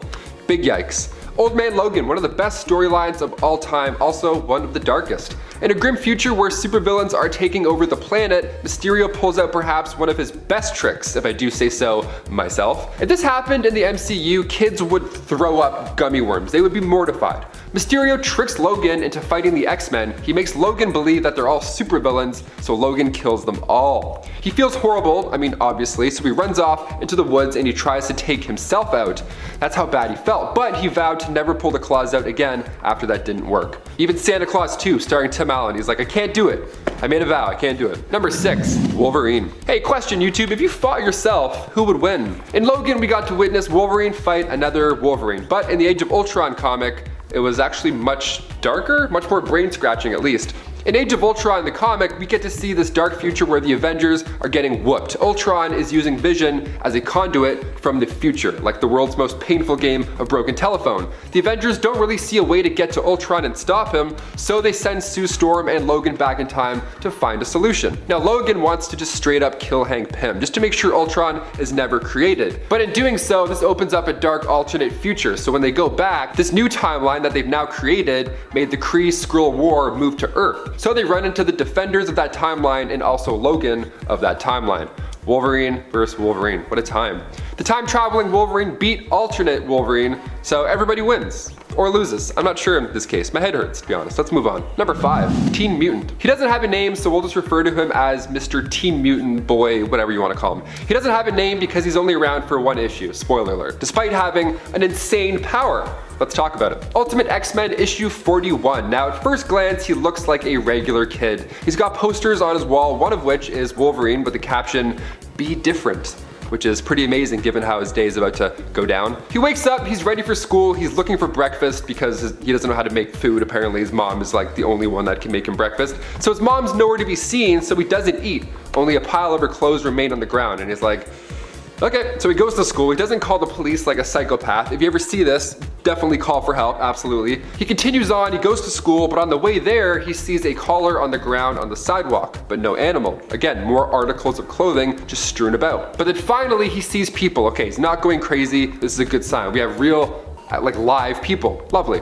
But I bet he wished that that wasn't the case. So he has this fantastic ability where if you're just near this guy, you don't survive to talk about it. He hears it from the guy in the poster himself, the Be Different guy, Wolverine. He finds him ducking out in a cave and breaks the news to him. What happened was when he hit puberty, he developed a specific mutation that radiates a series of toxins and acid-like poisons, and it basically wipes out any organic tissue. It turns it into vapor. So the amount of people that he ended up accidentally killing that day was in the 260s number, yeah. So he doesn't last for long because, well, Wolverine came out of that cave all alone. You do the math. Imagine your idol coming into a cave to kill you. It's not bad. I don't know. Could be worse. If Hugh Jackman killed me, I'd be like, okay. That's not bad. Number 4, Lobo. We've talked about comic crossovers quite a bit here on Top 10 Nerd. They're a blast, I mean, for the most part. DC vs. Marvel showed us some pretty entertaining battles. I mean, we got to see Captain America vs. Batman, Spider-Man vs. Superboy, and of course, Lobo vs. Wolverine. The third issue out of the 4, we find Logan badmouthing Lobo's favorite bar. Logan is talking smack and Lobo interrupts him with a nice chain to the chest. That ought to hurt. Wolverine ends up walking out of the bar smoking a cigar. Also, he's alive. How did this happen? We're not sure how this one ended up going down, as most of this fight happened behind the bar, but to kill an immortal man, good on you, James. Number 3, Jean Grey. This next one played out in live action in everybody's favorite X-Men movie, X-Men The Last Stand. So good. It's not. Showed us Wolverine taking out Jean Grey in a mercy type way in order to stop the Dark Phoenix from causing mayhem. Now this of course went down in the comics as well, and it was much better on page than on screen. You can find it in New X-Men issue 148. Wolverine is telling Jean that Scott still loves her, although he's just maybe a bit confused at this moment. Jean is weak. She's saying she can't breathe, that she has this terrible feeling that she feels scared and weird, that there's voices inside of her head. She knows she's dying. It's a really sad part in the comics. And Wolverine can't take the pain on himself, but he can take the pain away for now. Hugh Jackman is a wonderful actor, don't get me wrong, so is Famke Janssen, but the comic is way harder than the movie. This whole scene here gets my throat that little like, I get a little tight throat feeling. So let's move on from really sad to really gross, shall we? Let's finish off like that. Number 2, the Hulk. Mark Millar's Old Man Logan. We talked about it a little bit earlier. Let's talk about it some more, it's good. It begins in volume 3 of Wolverine on issue 66 to be specific, and this is a future where supervillains have won. They did it! Good job, supervillains, nice. Hulk and She-Hulk had kids, the Hulklings, who, not nice, we don't want to talk about that. They would beat the crap out of you if you didn't pay rent, basically. Everybody had their own territory at this point, so Logan had to pay up. So Hulk Gang ended up taking out Logan's family because they were bored. They're also a little messed up in the head if you didn't already put that together. So Logan heads back and sees the Hulk, and he's like, you know what, no more games, no more talking, I'm here to get this done. Logan gets Banner right through the old chest plate, but we all know what happens next. He hulks out, and then he eats Logan. If you can't beat him, you gotta swallow him. That's the rule, right? Now you think this would be the end of it, but that's not what this list is. Now is it? No, you already know it's about to change. That's when Logan pops out from inside Banner, the old C-section from hell. So basically if you eat Wolverine, just know that it's coming out one of any way he wants, essentially. And finally coming in at number 1, everybody. What if Wolverine killed everybody, the entire Marvel Universe? Could he do it? Would he do it? Yes and yes. Written by Jimmy Robinson, released in 2006, this What If is based on Mark Millar's Enemy of the State series, taking place in Wolverine Volume 3 from issues 20 to 25. Now in that story, Wolverine is used to try and hunt down the Avengers, the X-Men, just everybody. The Hand and the Hydra were using him as a weapon. Baron von Strucker used him to steal documents from Reed Richards. It was the whole plan, right? It was the whole thing. But S.H.I.E.L.D. was able to capture him and heal him. In this What If, we see a world where Wolverine kept working for Hydra and the Hand. In this alternate timeline, everybody gets wiped out. Nick Fury is telling Cap and the others, I mean, sure, Hydra and the Hand is a concern, but like, we need to stop Wolverine first, like ASAP. That should be the first thing on our list right now. Thing is, Wolverine kills Spider-Man. He kills Iron Fist, he takes off Captain America's arm and leg, because whenever Wolverine is in trouble, Hydra just teleports him away. You can't really hit him. Susan Storm tried to make this force field trap that kept Logan in the same spot, with Magneto helping out as well, but while they were planning that, Wolverine snuck in and attacked them all through the floors, so everybody gets messed up there as well. Magneto and Sue Storm, gone and gone. Captain America gets claws in the head, also gone. So Kitty Pryde phases her hand into Logan's head and kills him that way. You gotta end the list on a horrible note, you know, because why not? Kicking off the list at number 10. He's fought the green guy quite a few times, okay? And for this one, it's not really a fight per se. Savage Wolverine began back in March 2013 from Frank Cho. The series ran for 23 issues. Now when a S.H.I.E.L.D. Geological Department vessel with Shauna the She-Devil crashes onto the Forbidden Island, Wolverine wakes up now in Savage Land. His claws are immediately out, as they should be, and this comic wastes no time. A Velociraptor attacks him right away. What a rude awakening. He saves a S.H.I.E.L.D. agent, takes off a head or two, and then heads back to the ship. Shauna the She-Devil greets him with joy and then fills him in. She was assisting a team of surveyors in mapping out the western part of the Savage Land when all their gear went dark, just like that. Some machine in the land's center was creating a dampening field, so now they're all stuck there.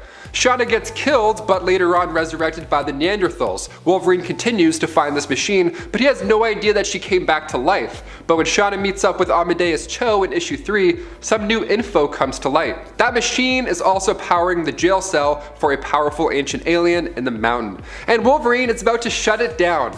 How lovely.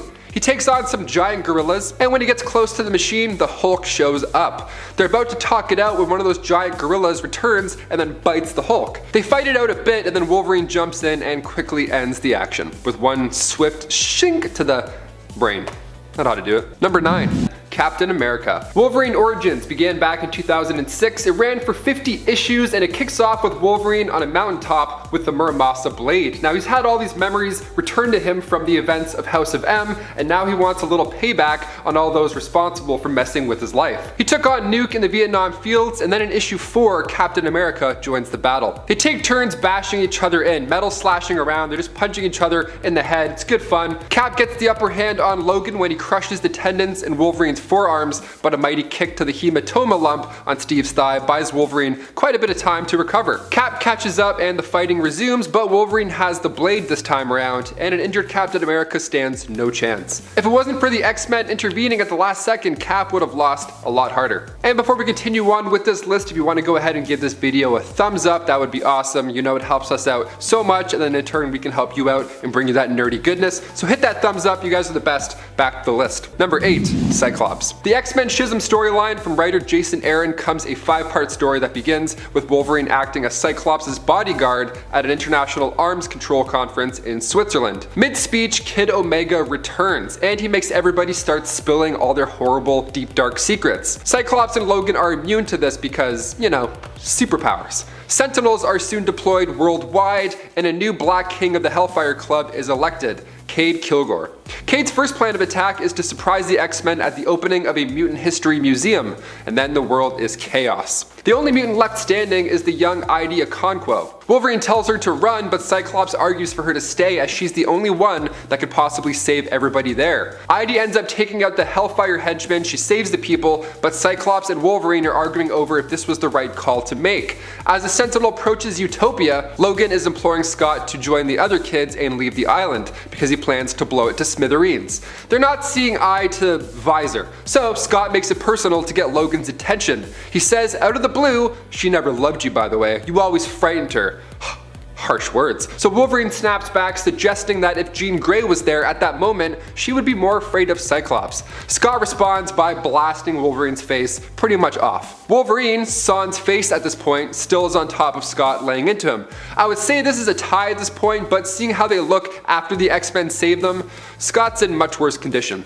That's why you don't melt off Logan's face, man. It doesn't end well. The guy can heal. Just stop. Number 7, Quicksilver. After Quicksilver took the keys out of Cyclops' ride in Ultimate X-Men issue 3, you would think he had successfully thwarted the X-Men. All he has to do now was evade a hefty optic blast and hit the road.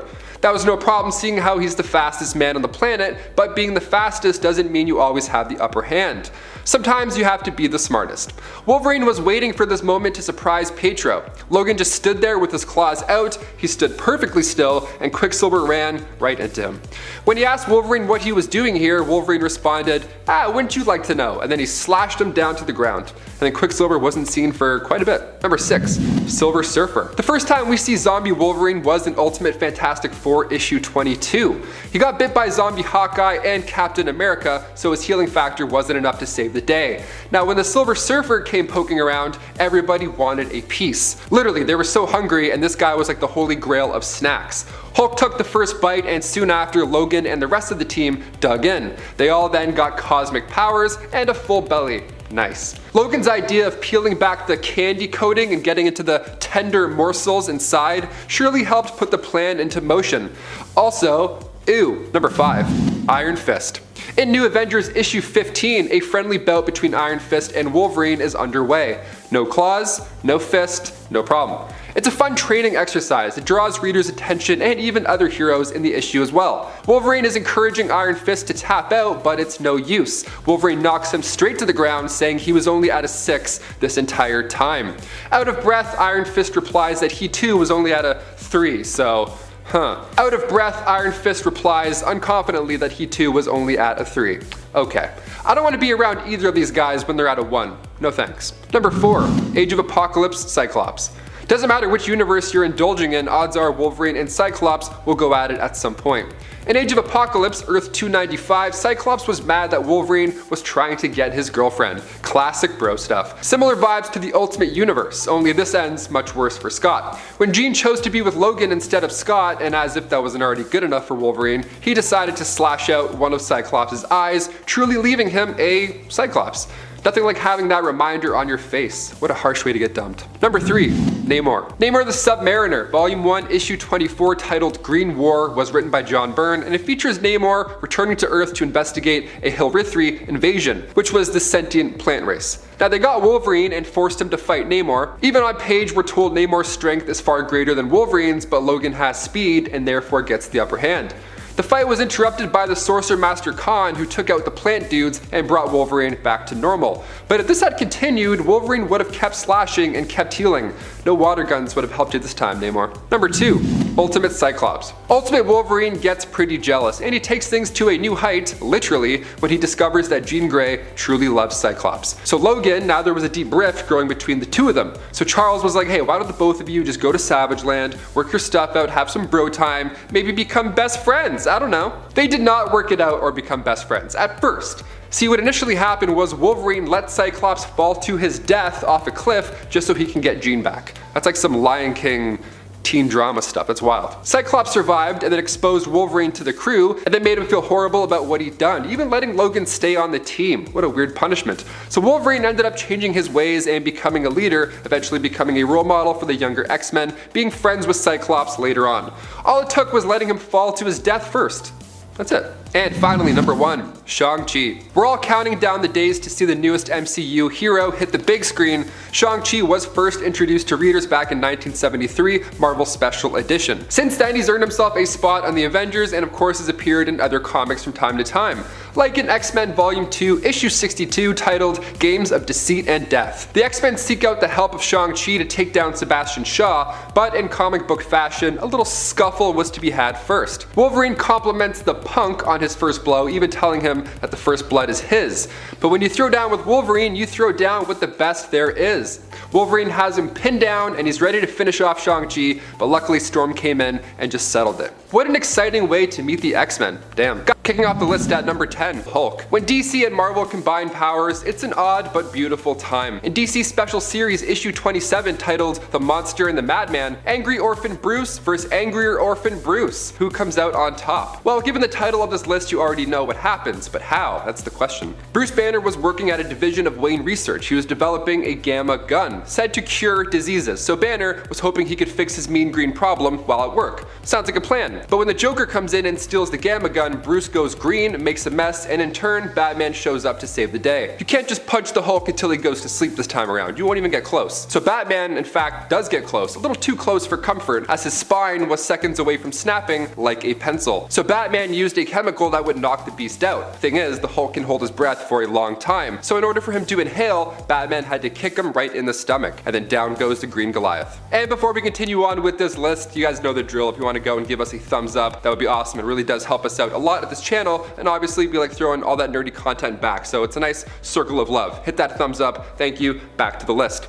Number 9, Nightwing. Coming from the Court of Owls storyline, where a body was found with a message. Bruce Wayne will die tomorrow. That's what it said, written right there on the wall. Harry Potter Chamber of Secrets style. It's so mysterious, okay. Pretty concerning warning, but when Batman finds Dick Grayson's DNA under the victim's fingernail, he has even more questions. It's later revealed that William Cobb is the great-grandfather of Dick Grayson. Spoilers right off the hop. But Batman is trying to piece together this mystery alone. He's not sharing all these details, and Dick is obviously upset. He's yelling at Bruce, he's demanding to shed more light on this fact that he just dropped on him. Bruce interrupts him with a left hook to the jaw, knocking Nightwing down. He did this simply to check one of Nightwing's teeth for an owl logo. Now, to be fair, he did have the owl in his tooth. Bruce was right. Dick was supposed to be a Talon growing up, but I'm pretty sure there's other ways to check a tooth here. I mean, you have tech that can see through cars. I don't know, just tell him to lean back. Be like, what's that? And scan his mouth. That's it. Although a surprise bat punch works too. That clearly works as well. Number 8, Wonder Woman. Rich orphan versus daughter of Zeus. This one is shocking, I'll admit. Coming from Batman Confidential issue 53, Batman is facing the team and right from the get-go, trying not to say right off the bat, he says the woman is the most powerful. Right on. The woman being Wonder Woman. He decides he has to take her down first, but after his knuckles shatter, Bruce realizes it might be a little harder than he thinks. She still needs to breathe though, so there is hope. Batman beats her without any heavy metal knight armor, anything like that, and then after he gets Superman's powers, he takes out the entire team again. All these superhumans, it's always air that's the weakness. You just gotta knock the wind out of them and then they're good. Like every kid in the playground when they get winded, they're like, and then have to go home.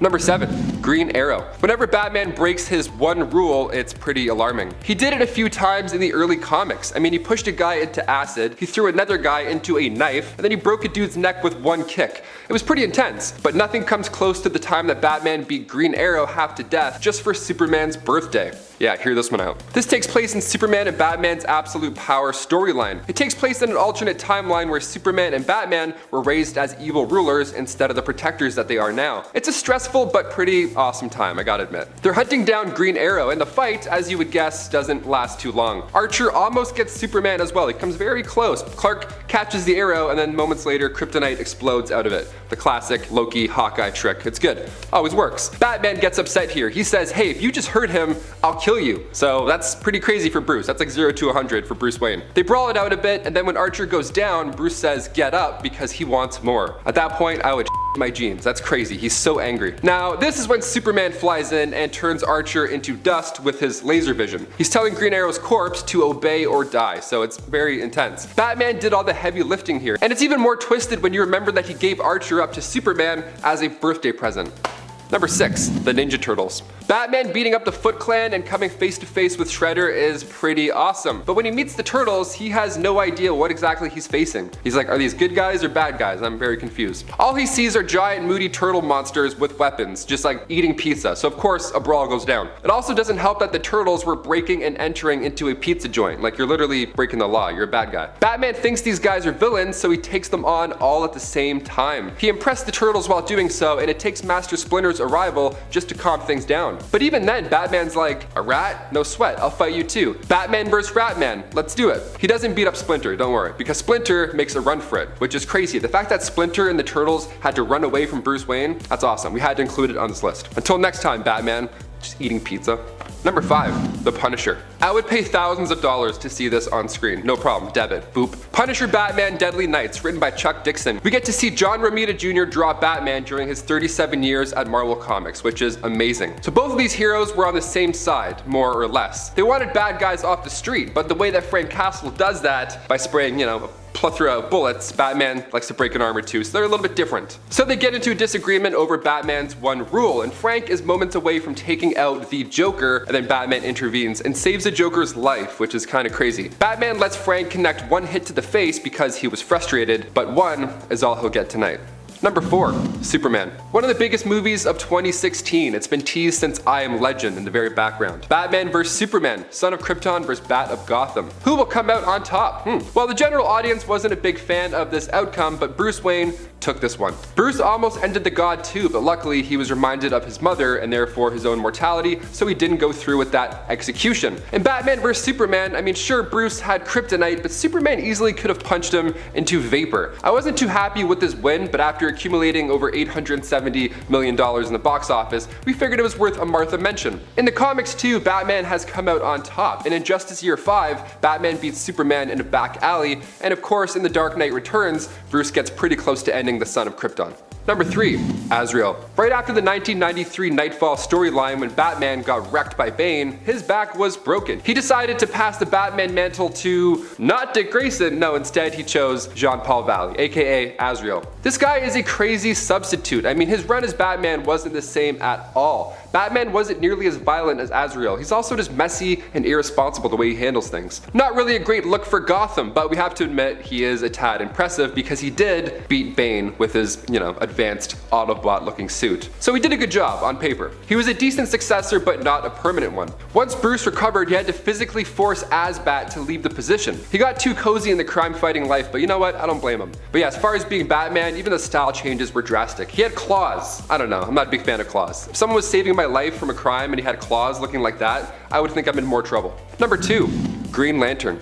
This one comes from Justice League issue 5. Fans refer to it simply as the Punch. At this time in comics, Batman was about to become the leader of the Justice League International, and Guy Gardner doesn't really share the same enthusiasm as the rest of the team. For more than one issue, he makes it very clear that he doesn't want Batman to run the show, although Batman was clearly a better fit for the role. Whatever, people get jealous. Guy was being sour, he was being a sour guy, so he challenged Batman to a fight without the use of his power ring. Just one human to another. Batman was already a human before, so it's gonna get messy. Batman easily knocked him down, and you guessed it, he did so with one punch. Yeah, of course, he's Batman, and without the ring, you're literally just a guy. Literally a guy. Blue Beetle started shouting one punch over and over again. He was hyped up, and readers were for sure doing the same. I know I was. And finally, number 1, the Justice League. One of the more impressive defeats comes from the Tower of Babel storyline that began back in JLA issue 43. It's a 4-parter written by Mark Waid, where Ra's al Ghul and the League of Assassins strike against every member of the Justice League using their personal lives and vulnerabilities. How does one get all this information? Well, it's all thanks to Batman and his trust issues. See, Bruce was keeping a hidden file that exposed all the strengths and weaknesses of the JLA. He made this file just in case any of them were to go rogue. So this man just gave away revenge recipes. Here you go, here's the password, enjoy. Batman figured all these out, so he wrote them down. Okay, so red kryptonite to use on Superman, okay? Nanites to trap Wonder Woman in a virtual battle with herself. A post-hypnotic suggestion would make the Green Lantern will himself into blindness. He has a Vibra bullet as well that would send the Flash into light speed seizures, and a magnesium virus would cause Martian Manhunter's skin to burst into flames when he's exposed to air. Also, Scarecrow's fear toxin would make Aquaman afraid of water, and Plastic Man, well, you just freeze him and flick him. Some blame Ra's al Ghul, but I blame the guy who had a dirty file of secrets. I don't know. I don't trust rich orphans anymore. That's my thing. I'm for sure going through all my friends' phones now. Coming in at number 10, we have the head of the demon, aka Ra's al Ghul. The leader of a criminal organization known as the League of Assassins, Ra's al Ghul is over 600 years old and dedicated to wiping out most of humanity in an effort to cleanse the planet of disease and pollution. The secret to his long life and the reason he earns a spot on this list is his mastery of the Lazarus Pits, mythical locations connected to ley lines that are capable of resurrecting the recently deceased and have kept Ra's al Ghul essentially immortal for over half a millennium.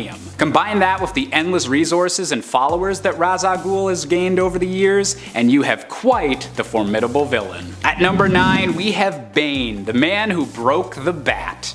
A brilliant warrior who was raised from childhood inside an island prison, Bane's most notable act was when he systematically weakened Batman's support system and eventually faced and bested him in single combat, shattering Bruce Wayne's spine over his knee. This victory over the Dark Knight was only temporary, but has still given Bane an intimidating reputation that he more than lives up to, going on to become a supervillain crime boss and always looking forward to another rematch where perhaps he can break more than just Batman's spine. Coming in at number 8, we've got to go with the super assassin Deathstroke.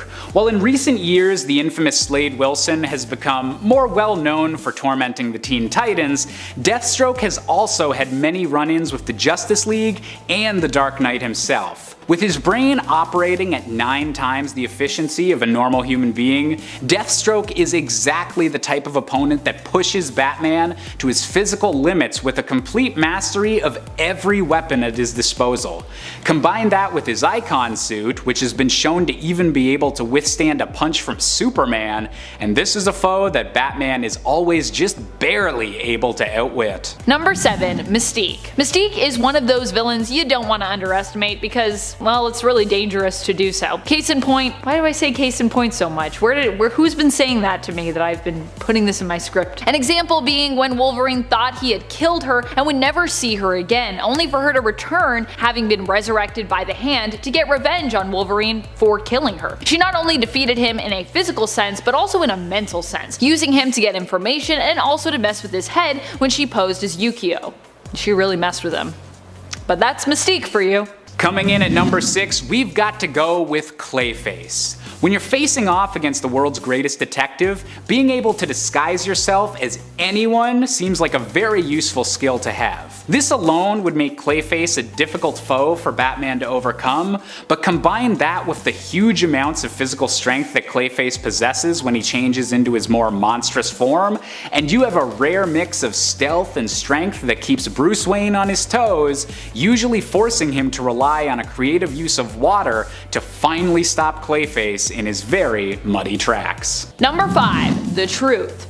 The Truth became a follower of Ernst, but even though he was not the leader of this group and Ernst intended to use him as a pawn, the Truth definitely had more raw power in comparison. Hence why Ernst saw him as being so valuable. The Truth is a newer Moon Knight villain who first appeared in Legacy numbered issue 189 of Moon Knight. While we don't know much about his past, he is a villain whose powers allow him to basically expose the perversion of humanity to those around him or those he touches, showing them the truth, or a version of the truth. They see a twisted version of the truth, which can then corrupt their mind and can also make their face basically bleed, potentially even killing them if exposed for too long.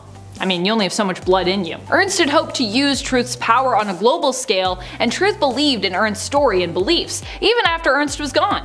However, Truth's powers appeared to be unable to infect the minds of those who are mentally unstable, which meant that Moon Knight could resist his influence and ultimately ended up defeating him. Coming in at number 4. A troublesome imp from the same 5th dimension as the Superman villain Mr. Mxyzptlk, the Bat-Mite is honestly more of a nuisance than a flat-out supervillain, often appearing just to try and challenge Batman or to see more of his heroic acts.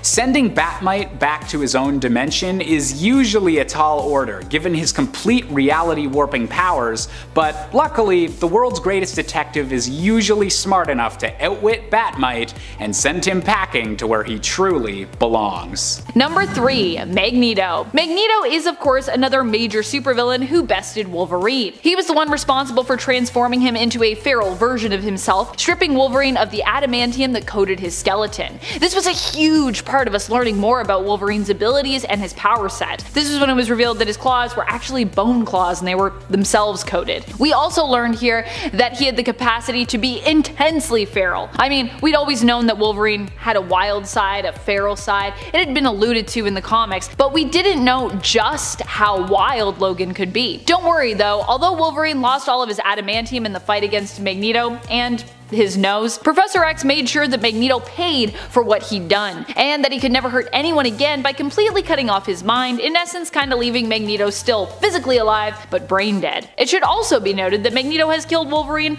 many times across multiple different realities and timelines. Coming in at number 2, we have the Batman Who Laughs. Now, you obviously can't have a Batman villains list without at least somewhat referencing the Joker, but this wild combination of Bruce Wayne and his greatest foe might just give Mr. J a run for his money when it comes to power. In a dark, alternate world where the Joker realizes he's dying and begins a mass killing spree of everyone in Gotham, Batman is forced to finally kill his fated foe.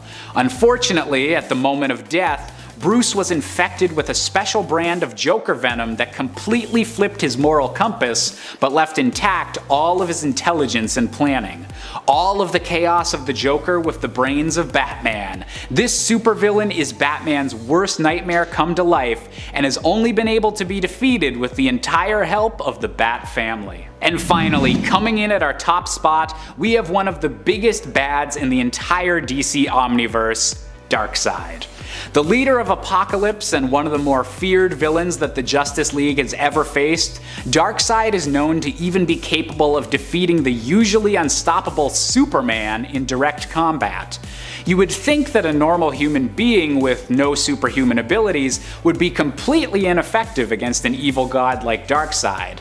However, during the event known as Final Crisis, with the entire fate of the universe at stake, Batman finally broke his no guns rule and fired a bullet of Radion energy into Darkseid's heart, wounding him enough to stop the Final Crisis. And while Batman may have temporarily been believed to be dead due to being hit with Darkseid's Omega beams, it wasn't long before the Dark Knight had returned and proven that even ultimate evil isn't enough enough to keep him down. Number 10, Midnight Man. Midnight Man is an arch nemesis of Moon Knight, well known by dedicated fans. He is the father of Midnight, aka Jeff Wild, who would go on to become Moon Knight's sidekick before becoming a villain himself. Midnight Man is Anton Mogart, who was given his mantle due to him stealing priceless valuables and works of art, committing the thefts at exactly midnight. He did not possess any superpowers, but was already himself a wealthy man, who stole simply because he wanted to and enjoyed the thrill. Eventually, he ended up being defeated and stopped by Moon Knight. As a result of their fight, he became disfigured, lost his fortune, and became kinda deranged, collecting garbage in the place of valuables. He teamed up with Raul Bushman to try and defeat Moon Knight, but of course, failed. When he discovered he had terminal cancer, he faced off with Moon Knight one final time, but once again lost and died in the process. While just a man, he was an extremely gifted thief and skilled combatant. And friends, before we move on to this next spot, if you are loving this list and you want more Moon Knight lists, be sure to let us know by giving this video a thumbs up. I'm so hyped for the series, can't wait for all the Moon Knight stuff. Ah. Number 9, Anubis the Jackal. Sort of. This wasn't the Anubis, but was rather Ahmed Aziz, a man who had acquired Mark Spector's Khonshu statue after he decided to give up being Moon Knight and sell it so he could settle down with Marlene. Aziz was actually believed to be the reincarnation of Ramses, the ancient priest of Anubis. He sought to rule the world by becoming basically Anubis incarnate, and acquiring the statue was all part of his plan. He also attempted to eliminate Khonshu's agent on Earth, Mark Spector, but failed. Spector was then drawn back into becoming Moon Knight after Khonshu and his priests prepared him for battle, sensing that the statue had fallen into evil hands.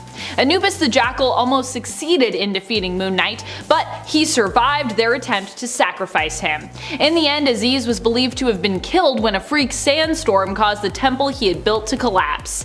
Aziz wasn't a super long-lasting villain, but if he had succeeded in his plot, which almost happened mind you, he likely would have been one of the most powerful villains that Moon Knight had ever encountered. Number 8, Black Spectre. Black Spectre is like the reverse of Moon Knight. Carson Knowles is a man whose trauma turned him into a villain rather than giving him a dissociative identity disorder and turning him into a hero.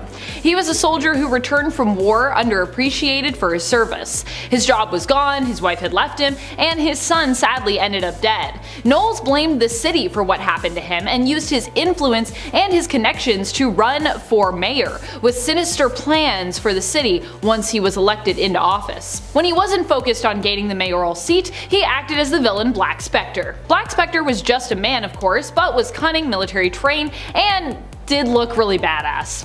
Whereas Moon Knight dressed all in white and was a hero, Black Spectre dressed all in black and acted as his antithesis. During a fight with Moon Knight, Black Spectre was seemingly killed when Mark had no other option when it came to how to stop him, causing him to fall to his death. Coming in at number 7, we have the Predator. And no, I can assure you, you didn't accidentally switch over to an 80s movie themed YouTube channel. In a crossover event during the 90s, Gotham City found itself being used as the hunting ground by a member of the Predator race. Seeking out impressive warriors to fight, the Predator nearly started a civil war amongst Gotham's criminal underworld by killing some of the gangsters' best fighters, and even managing to put an intervening Batman into a full-body cast. Batman soon recovered, however, and was able to defeat the Predator and convince his race to leave Gotham alone by using a high-tech suit capable of seeing through the Predator's cloaking. Aliens being defeated by sonar-powered bat gadgets? Don't you just love comic books? Number 6, Ernst. Ernst is one of Moon Knight's oldest villains when it comes to his in-canon history. When Mark was still a child, he discovered a dark truth about Ernst, who he knew at the time as Rabbi Yitz Perlman, a close friend of his family. The truth was that Perlman was not who he claimed to be, but actually a World War II soldier deserter who had fought for Germany named Ernst, and was basically posing as Perlman. Ernst wasn't just someone with a past, he was also a compulsive serial killer who believed that killing kinda helped him to preserve his life force energy and attain a level of immortality. He would go on to start a society known as the Society of Siddiq, a society of sadists who believed in Ernst's own ideologies. After escaping Mark when he was just a child, Ernst knew that eventually their paths would cross again in the future. Following Mark's life, Ernst saw in him great potential and intended to make him his heir. While successfully trapped and forced to take part in trials to prime him for acceptance to the Societe, Mark ultimately rejected Ernst. After being forced to roam the city with him as a final gambit to ensure that Mark became what Ernst intended, Mark fought even harder against Ernst's influence, ultimately reaching out to his other personalities and killing him. Well, his other personalities kind of killed him, but that's still Mark, so it's complicated. But basically Mark was the one to kill him still, if that makes sense. Number 5. Madeline Pryor. Another enemy who Wolverine likely wouldn't stand a chance against is Madeline Pryor. In the What If Inferno issue, we get to see what would happen if Madeline Pryor had won the day and she and Sim basically turned Wolverine into their little pet, unleashing his feral side and making him a complete monster. And I really do mean a complete monster. The hero doesn't even stand a chance against their influence as they help him to give in to the darker side of himself that he's always been working so hard to repress. It's even worse than losing a battle or his life, because in this story Wolverine loses his morality and basically his humanity. I think that's worse. Is that worse than death? I think it's worse than death. If you lose entirely who you are. Number 4. Taskmaster. Everyone knows that Anthony Masters is insane when it comes to hand-to-hand combat. He has photographic reflexes which allow him to learn any fight move or style just by basically observing or battling against someone, which makes him pretty hard to beat if you don't have the same kind of crazy superpower set. While Moon Knight doesn't have any crazy superpowers, but he does have a Batman-like ability to strike fear into the hearts of almost all of his opponents, no matter how skilled they are.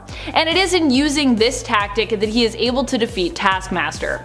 You could also consider that these two fighting at night would give Moon Knight a bit of a leg up, as it is also believed that Moon Knight becomes stronger at night due to his connection to Khonshu. He's also kind of immortal due to his connection to Khonshu, but on paper he's still kind of a guy. Also, if it's a full moon, he gets even more powerful, and that night when they fought, it was a full moon, so this is Moon Knight at his most powerful, in theory. Coming in at number 3, we've got Poison Ivy, one of the villains most associated with Batman, but who may have been hiding her power levels just a little bit. Poison Ivy has always been dead set on protecting the green plant life of the Earth, and especially values it over human life. In a particularly noteworthy case, Poison Ivy was able to mind control essentially the entire human population through their consumption of fruits and vegetables. And while that's definitely some weird comic book logic, Batman was only barely able to defeat her by bringing her into contact with the one human being she cares about the most, Harley Quinn. You gotta love when love saves the day. Number 2. Mephisto. More recently in the comics, Mephisto has become a villain to both Mark Spector's Moon Knight and his god Khonshu. Khonshu was the one to alert Moon Knight of this rising threat and help him to prepare for the coming fight, which we see in Age of Khonshu. Considering that Mephisto is basically on a god tier level, being not quite a god and not quite the devil, but definitely Marvel's equivalent, one of Marvel's equivalents anyways, I think we can consider him to be pretty powerful. There isn't much Mephisto can't do so long as he can manage to play by his own rules. Really, his only weakness is that he kind of needs to get his victim to agree to some kind of contractual obligation in order to be able to really have power over them. Of course, Mephisto often has the ability to give or do exactly what his victims need, which is often what makes him such a dangerous and powerful villain. There's a lot of times people are tempted to make deals because Mephisto's like, I got everything you need over here. Just make a deal with me. It won't go wrong. It goes wrong every time, but this time it's gonna go right for you, my friend. Number 1. Khonshu. In the end, Khonshu and Moon Knight successfully defeated Mephisto, but the battle unfortunately did not stop there. Once Mephisto was defeated, a greater threat rose up in his place. The very person or entity that had seemingly been trying to help Moon Knight defeat Mephisto in order to save the world from his villainy. Khonshu. Khonshu decided that now that Hell was kind of open for vacancy, he would take over and also kind of turn the world into a Egyptian afterlife hell thing. And that was when Moon Knight realized that his god had completely lost it. Teaming up with the Avengers, who he himself had previously fought to defeat in order to arm himself for the fight against Mephisto, Moon Knight ended up defeating Khonshu.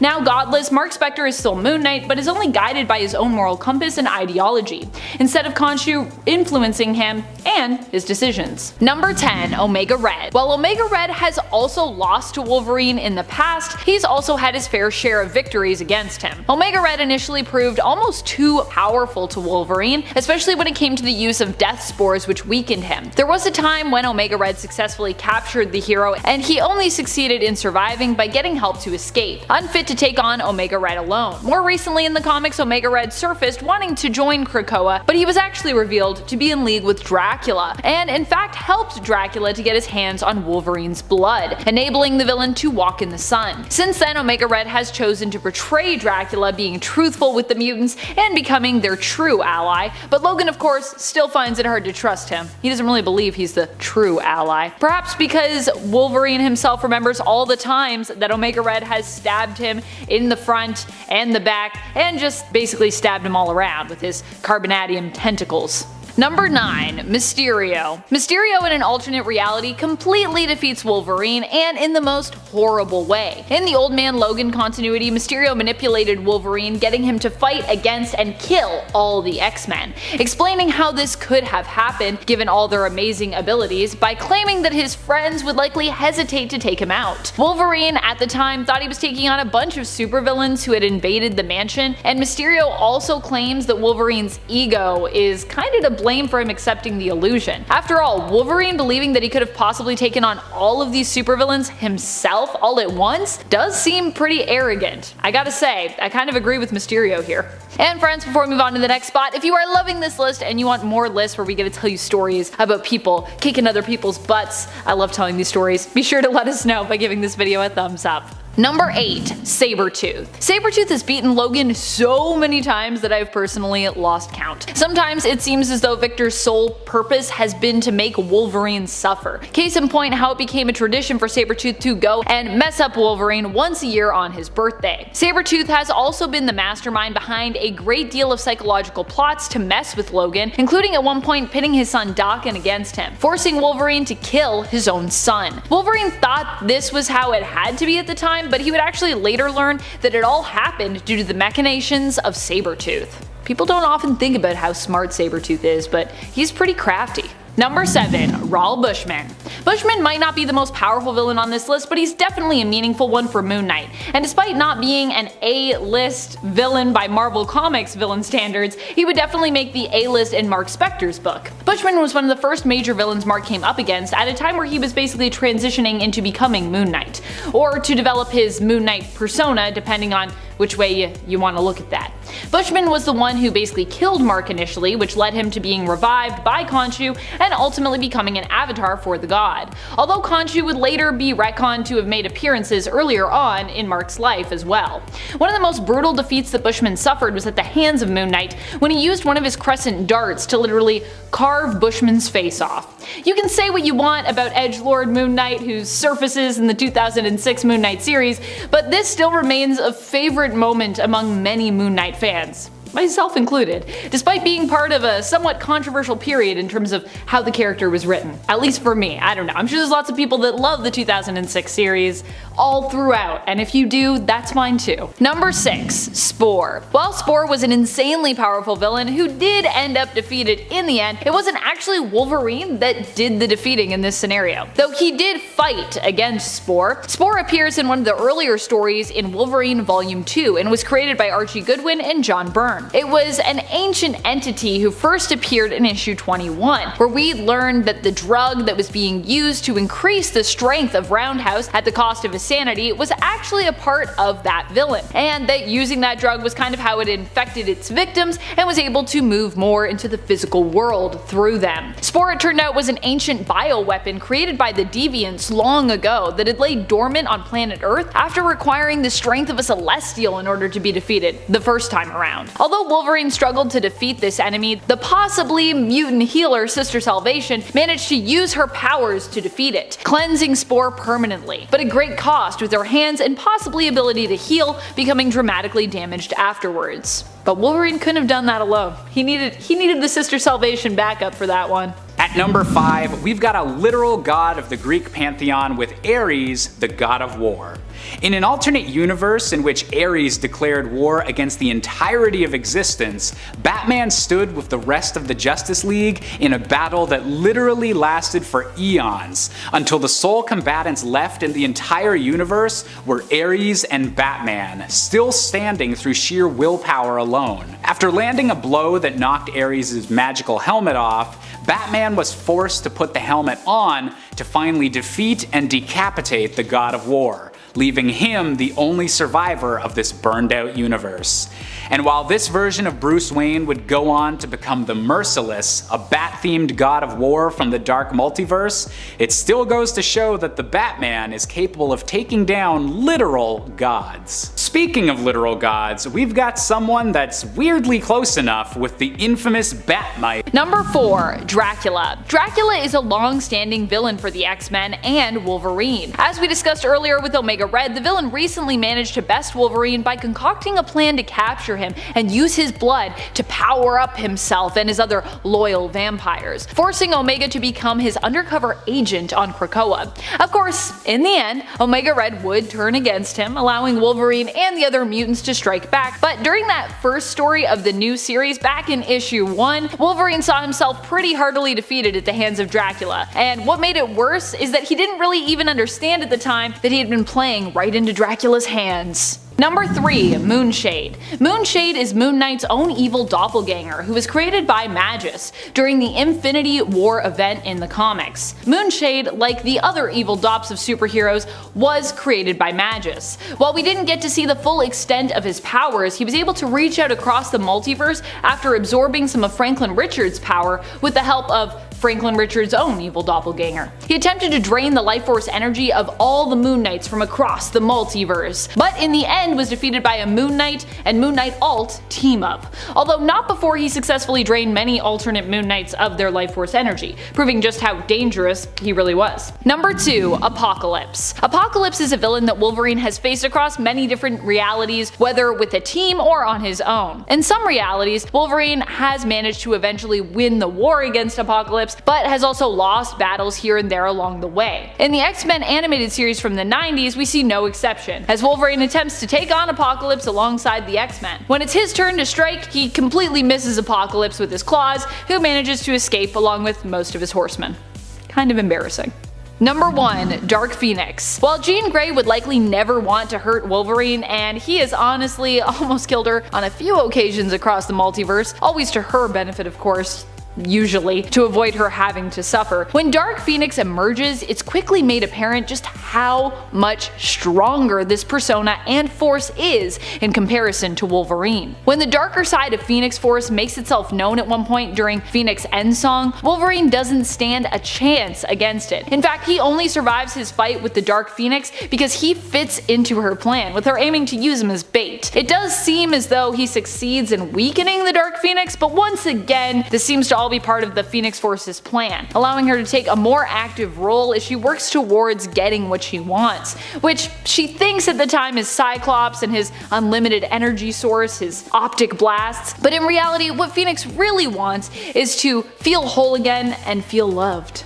What a lovely little moral at the end of that story. Number 10. Darkseid is called. In the Snyder Cut of the DCEU film Justice League, we learn that the heroes don't actually save the day. In the original version of the tale, they kinda lose and are too late to prevent the Mother Box from calling out to Darkseid, who arrives on Earth. The Mother Box explodes, seemingly killing our heroes. However, there is one hope left. While technically in this timeline they lose, Barry Allen, aka The Flash, manages to use his superpowers to race beyond the speed speed of light, turning back time and giving everyone a second chance. Also showcasing how much of a powerhouse the hero can be and making him one of the most powerful superheroes on the team in this version of the story. So although for a moment they lost, the Flash gives the team a second chance, and this time they do manage to save the day, with Cyborg preventing the Mother Boxes from coming together and reaching out across the cosmos with Superman's help, and Aquaman and Wonder Woman defeating Steppenwolf, who dies while being sent back through the portal to Darkseid on Apocalypse. But that first time around,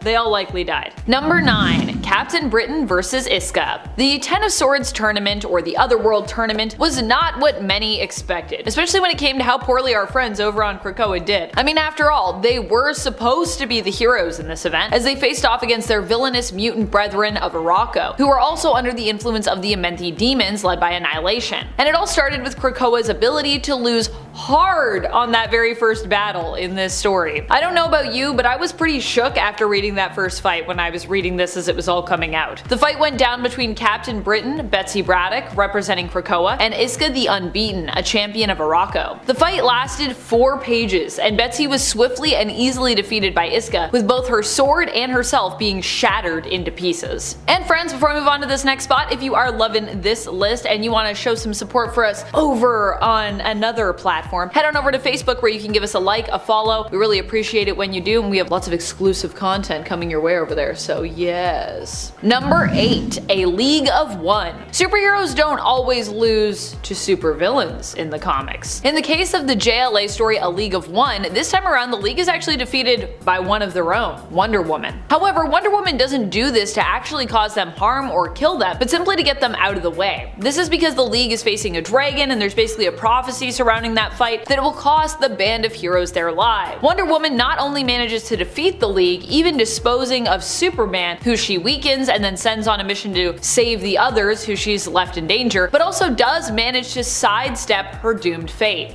Sort of. Wonder Woman was willing to die in the League's place, hoping to spare the rest of the team, but in taking on the dragon by herself, she manages to actually avoid dying. At least dying permanently. She dies momentarily, but is revived by Superman, who arrives just in time to bring her back from the brink of death by giving her life-saving CPR. So she died, but only for a minute. Number 7. Spider-Man. Coming in hot from the Amazing Spider-Man 700.3, The Black Lodge Part 1. We open in Queens, New York. It's past 2 in the morning. Peter is regretting having seconds at Aunt May's. He's just trying to go home, but now he's got to go face to face with Firebrand. Peter even realizes that already this fight has gone on for too long. Usually this would be a piece of cake, but Peter ate too much cake. He was actually too full. He was tired. Now this is tedious. And then when Firebrand gets a hold of Peter's neck, it really starts to hurt. Firebrand unloads everything that he has, and then he sees Peter's suit start to melt and then rip apart. It's actually really brutal and pretty gory. By the time help arrives, he's unrecognizable. The cleanup crew literally thinks he's another supervillain. They're like, get him out of here, this burnt, crispy man.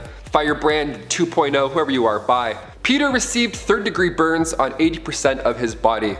Aunt May, where's the aloe? We need some aloe stat. Number 6. Tower of Babel. In the Tower of Babel event, Ra's al Ghul manages to use Batman's own intel and files on the Justice League to defeat them. No, really. Batman, being the prepared and paranoid man that he is, basically is revealed to have kept files on each member of the Justice League, noting their weaknesses and also containing contingency plans for how to best defeat them should they ever turn to the side of evil. Ra's gains access to Batman's systems and is able to retrieve these detailed files and plans via his daughter Talia. He uses this information to take on and defeat all members of the Justice League, even managing to seemingly distract Batman by robbing the graves of his parents. In the end, the Justice League recover and win the day, but they are none too pleased with Batman, whose secret intel in essence almost single-handedly allowed Al Ghul to destroy the whole team. Number 5.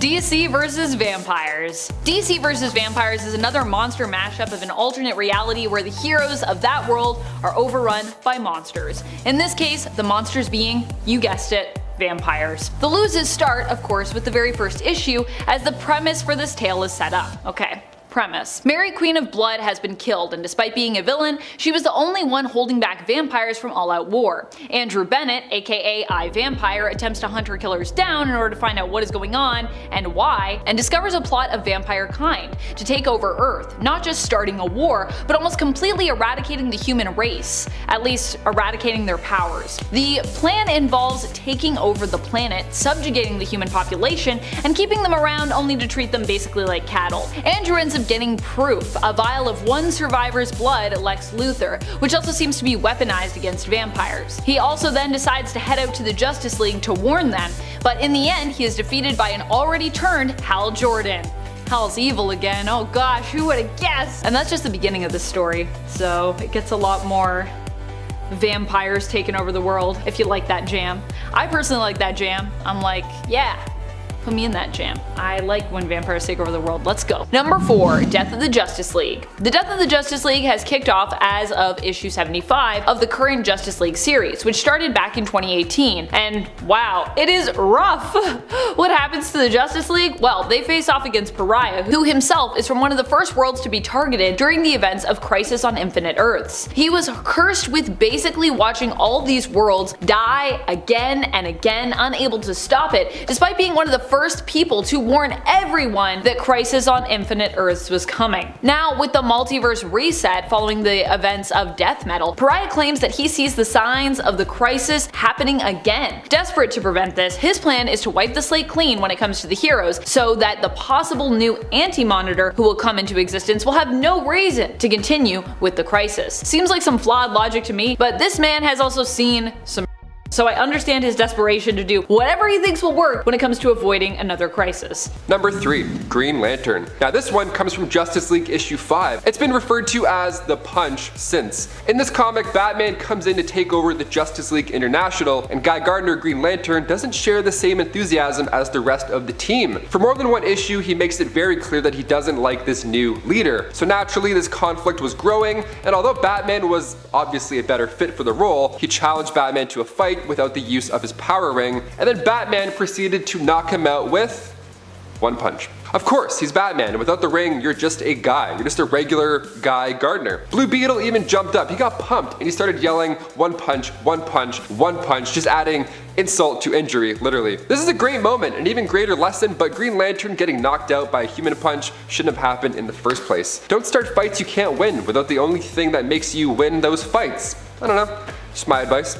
Number 2, Final Crisis, which actually apparently wasn't so final, as we have another crisis headed our way now, known as Dark Crisis. But regardless of whether or not it was actually final, Final Crisis was definitely a bad time for Earth. In this story, Darkseid actually succeeds in obtaining and releasing the anti-life equation on Earth. He puts it on the internet where it can be easily seen and then spread. Those who see it basically lose their will to live, becoming enslaved to Darkseid and his will, instead of having their own. Well, in the end, the heroes do manage to break free from the influence of Darkseid and the anti-life equation, defeating Darkseid in the end with a Radion bullet. Darkseid still manages to enslave all of Earth and many of its heroes, for a time being seen as the victor. Number 1, Life 9 of Moira X. Well, this life in the end seemingly gave mutants the information needed to beat the rise of the Sentinels and of AI, it also was a world where they had lost much. If anything, it actually set the stage for the reset of Moira's 10th life, where mutants supposedly won. However, even that victory would be revealed to be more complicated, as Moira's true motives were revealed during the events of the 2021 Inferno series, and it turns out her motives were actually to kinda end mutant kind in a nicer way. Still, just taking this world and this continuity as it is, the mutants here have almost all been exterminated. In this life, Moira joined forces with Apocalypse in an attempt to make a final stand against the all-powerful Nimrod. They would not be successful in killing Nimrod, who had killed so many mutants and had also worked to oppress the humans as well. They would only manage to retrieve the information on how and when the Nimrod came to be, allowing them to succeed, hopefully, in Moira's 10th life, where she and mutant kind had failed in her 9th. However, we also know that that didn't really work out because Nimrod does exist in her 10th life, so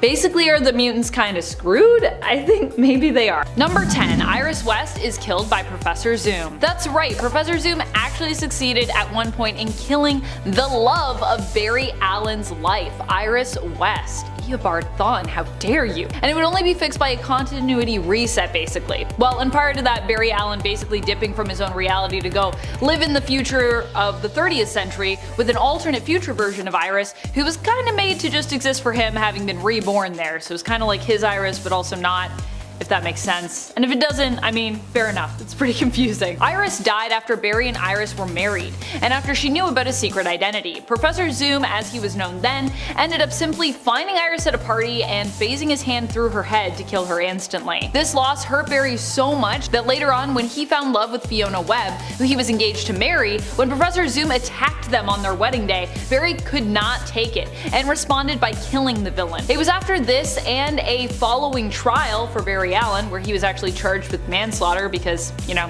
he killed Thawne, that Barry left the main reality to go be happy with the Iris of the 30th century. Although that would all get wiped away following the events of Crisis on Infinite Earths, but anyways, ain't that just how it goes when crises come a-knockin'. Number 9. Sisterhood of Mutants. In case you were wondering what was going on in the thumbnail from our previous top 10 times superheroes lost list, I'm here to answer that for you now. What's going on there is Lady Mastermind is in essence keeping Emma Frost trapped in kind of like an illusion, so Emma's like trapped in her own mind.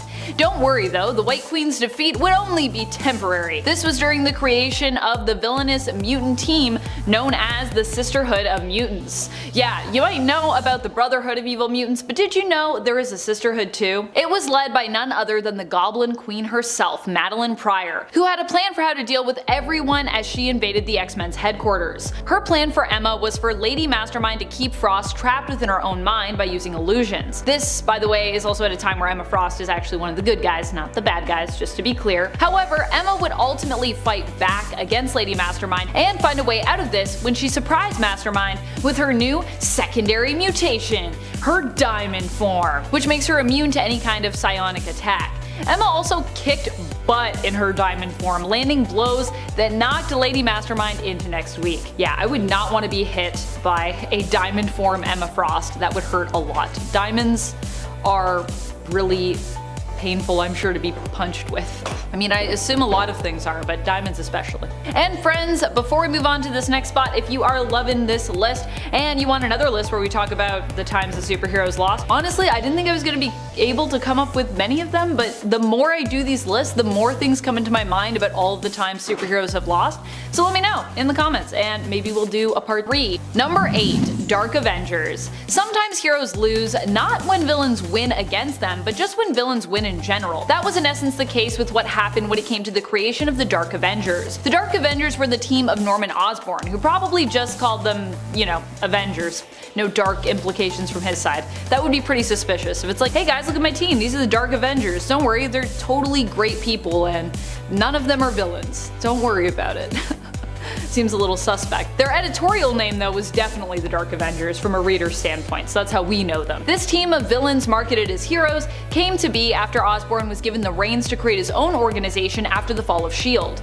Why Norman Osborn, formerly known as Major Villain Green Goblin? Because at the time, he was being celebrated as a hero after defeating Queen Baranki, leader of the Skrull secret invasion on live television broadcast. Norman created his own organization known as Hammer, which was an acronym that he just liked. It actually doesn't even stand for anything. He was just like, I like the name Hammer, make that make sense, let's not worry about it. He also created his own evil Avengers team known as the Dark Avengers during a period referred to as Dark Reign. So if you want to go check it out, you can look up Dark Avengers, you can look up Dark Reign, you can read some cool stuff. Number 7. Emperor Doom. In this story, Dr. Doom succeeds in taking over the world by using the powers of the Purple Man, who he keeps as his prisoner. This might sound like a lot to put on Purple Man, aka Zebediah Killgrave, whose powers aren't generally depicted as being capable of working on a global scale. However, Doom manages to boost Purple Man's power while also taking it for himself by trapping him within a large Psychoprism prison. Surprisingly, Earth actually does pretty well under the rule of Doom. Hunger, crime, and war are pretty much all eradicated under his rule, but at the high cost, of course, of free will of every individual on the planet. In the end, Doom isn't defeated, but actually chooses to relinquish control, becoming bored of the monotony of ruling without any opposition. Number 6. Death of Thor. You could say the death of Thor is basically inevitable. When it comes to the world of the Norse gods of Asgard,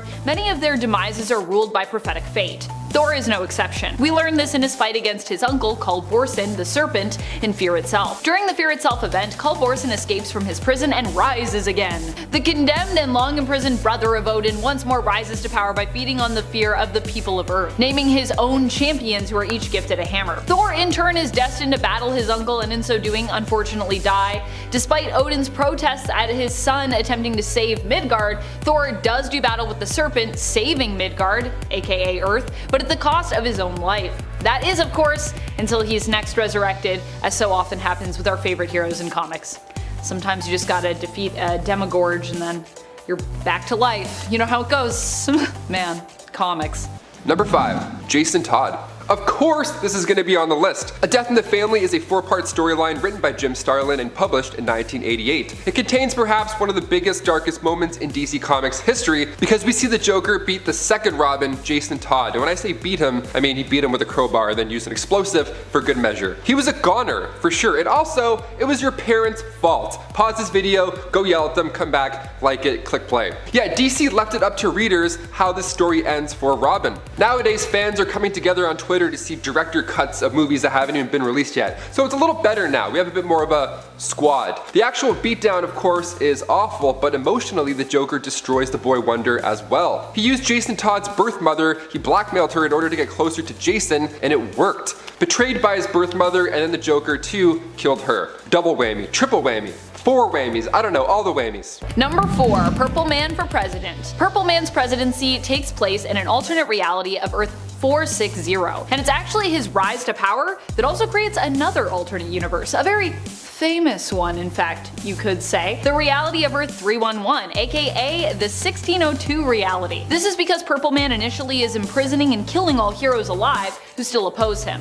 But with Captain America, Kilgrave sees a greater threat there. If he kills Cap, Cap will basically become a martyr to the people. So instead, Purple Man simply removes Cap completely from the playing board, but not in such a way that the populace can't rally around, Cap's defeat or death. Kilgrave sends Rogers back to the year 1599, and thereby accidentally creates a superhero reality set in the past. That of 1602. Number 3. Age of Apocalypse. While the Age of Apocalypse does eventually end, this reality is based on the whole idea of what the world would be like if the big bad villain won, and by big bad villain, we of course mean Apocalypse this time around. Which is precisely what happens here. These events are actually all set into motion by Legion, who accidentally causes the death of his father, Professor X. Legion traveled back in time with a plan to kill Magneto, but Professor X shields Magneto against Legion's attack, dying instead in his place. Apocalypse ends up attempting to take over the world earlier on in his timeline in this universe, the AOA reality of Earth 295. Magneto is the only one who attempts to oppose Apocalypse, and as such, En-Sabah-Nur is mainly successful in his attempt for world domination. Apocalypse would oppress humanity, seeing superpowered beings as superior, and it would be many years before his reign of terror was ended. Number 2. Time runs out. In some cases, antagonists aren't so much people aiming to defeat heroes,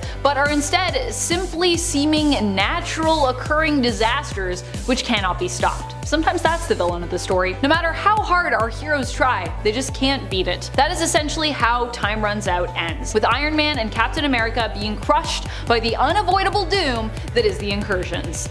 Literally crushed. The final incursion smooshed Earth 616 and Earth 1610 together, seemingly ending both universes. However, in the end, Doctor Doom would step up to the plate, accepting the power of Molecule Man and defying the Beyonders by saving the multiverse and creating his own battle world. But before all of that went down, everyone was trying to figure out how to stop these incursions, and ultimately were pretty much failing at doing so. In the end, it came down to infighting between Tony and Steve as everyone else prepared their lifeboats, hoping to preserve at least a few of the best of them. As Steve blamed Tony and the two fought on, the incursions arrived, squishing them and seemingly, at least momentarily, ending everything. But not so much in the end. Number 1. DCeased. If you thought Marvel Zombies was bleak, wait till you head to the DC version of that reality, DCeased. Here, instead of everyone being infected by a traditional zombie virus, it's more comic codified than that. In DCeased, the heroes and villains of the world instead become overtaken by the anti-life equation, which in this case turns them into hyper-violent,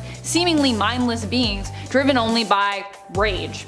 Basically, different versions of zombies. Poor Cyborg even ends up kind of as patient zero in this, spreading said virus to the rest of the population and infecting many beloved heroes the world over. Kicking off the list at number 10, The Man of Steel, Superman. Superman Batman Volume 1, Issue 44. The Strange Favor storyline begins with a movie shoot. How exciting, I wonder what they're filming.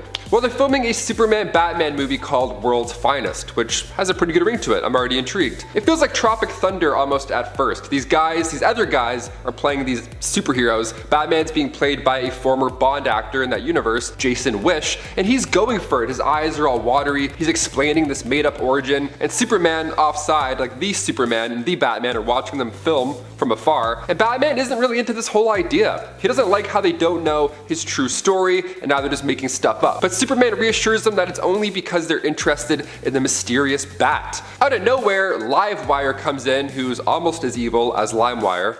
Almost. And then she takes Jason as hostage, demanding that she receives half of his $12 million pay, which is a pretty big chunk of money. Robert Pattinson's only getting $5 million for the next Batman, but he's getting 20 for Batman 2, so it's okay. So the Superman flies down and intervenes, and then he gets surprised when the prop kryptonite on set gets blasted with electricity and in turn explodes, leaving pieces of Superman's only weakness stuck in his face. I love how they have real kryptonite on set. That's good, that's commitment. It's like when they use real bones instead of props in the original Poltergeist movie. What could possibly go wrong, right? Number 9, The Wasp. We'll get the appetite going right off the bat here, okay. Janet Van Dyne, aka The Wasp, first appeared in comics in Tales to Astonish, issue 44. Genetically engineered by Dr. Hank Pym, Ant-Man, with the help of Pym particles and biosynthetic wings, now Janet was one of the founding members of the Avengers. Not too shabby. She could generate bioelectric blasts from her hand, knocking down even the fiercest of foes. But when the Blob gets a hold of her in the Ultimatum storyline, her sting just wouldn't cut it. The story comes from the Ultimates, which is already just a darker take on all of our characters and all those stories, and in it we see Earth's mightiest meeting their violent end. As for the Wasp, during the flood in New York City, she ended up being separated from the team, and when they finally found her, it was too late. She had become a midnight snack. Hank decides to get payback in a similar manner. Giant Man then grabs the Blob and Ozzy Osbourne's his head right off. Payback is gross, but necessary. And before we continue on with this list, let's brighten the mood a little bit. Maybe go and hit that thumbs up. I don't know, get some spirits back to normal. Also, it helps the channel out so much. You're the best. Thank you so much. Back to this dark list. Number 8, Batman. Coming from the 1993 Batman Nightfall storyline, we get to meet Bane in a terrifying way. He literally broke Batman. The Beast started by making Batman's worst day come to life as he freed every villain in Arkham Asylum, so now Batman's gotta try and round up all those psychopaths, which is already exhausting, and Batman's weaker now, mentally and physically. And when Bane goes to the Batcave because yes, he knows Batman's secret identity, he beats Bruce down, and when the moment is right, he lifts the Caped Crusader above his head and drops him down onto his knee, breaking his back. Now this was a huge moment in the comics. When Batman goes down for the count, the mantle was then passed along to Azrael. And we just broke down a bunch of alternate versions of Batman in the last week or two, so make sure you go and check out one of those 3 lists as well after you're done here. Batman has had quite the run in comics. Interesting time. Number 7, Death of Green Arrow. Ollie has died a few times, but one of the most iconic deaths of Green Arrow, I would say, comes from the late 80s to 90s series of Green Arrow. Here in issues number 100 to 101, while Oliver Queen was working to infiltrate a team of eco-terrorists, he finds himself tangled up in one of their plots, and is one of the few people who can basically stop a bomb from going off and destroying Metropolis. Well, he can stop it going off in Metropolis, I should say. He can't necessarily stop it from going off, unfortunately. He ends up getting his arm stuck in the detonation chamber and is unable to remove it without the bomb going off. Superman shows up, and somehow this ends up being a problem even Superman can't solve. Superman! In the end, Green Arrow chooses to sacrifice himself to protect the people of Metropolis rather than still save the people of Metropolis, but instead just lose his arm instead of, losing his whole life. I mean, okay. I personally just think DC really wanted to kill Oliver Queen for some reason at this point, because I think Superman had some plans prior to Ollie making the bomb go boom that could have, maybe worked. Bomb 1, Queen 0, I guess. Number 6, The Hulk. Mark Millar's Old Man Logan begins in Volume 3 of Wolverine at issue 66, and this is now a future where supervillains have won. Sads. Hulk and She-Hulk had kids, Weird, the Hulklings who would beat the crap out of you if you didn't pay rent, because basically everybody had their own territory, so Logan had to pay up. Hawkeye, who is also much older and now also blind, needed Logan's assistance to get across the country and deliver a secret package. This was a way Logan could make some of that rent money, so perfect, let's do it. Now when they get back from their trip, things have progressed in an awful way. Hulk Gang took out Logan's entire family because, well, they were bored, of course. They're a little messed up in the head if you didn't already piece that together. So Logan dishes out some payback. No more games, no more talking. Logan's here to now get this done.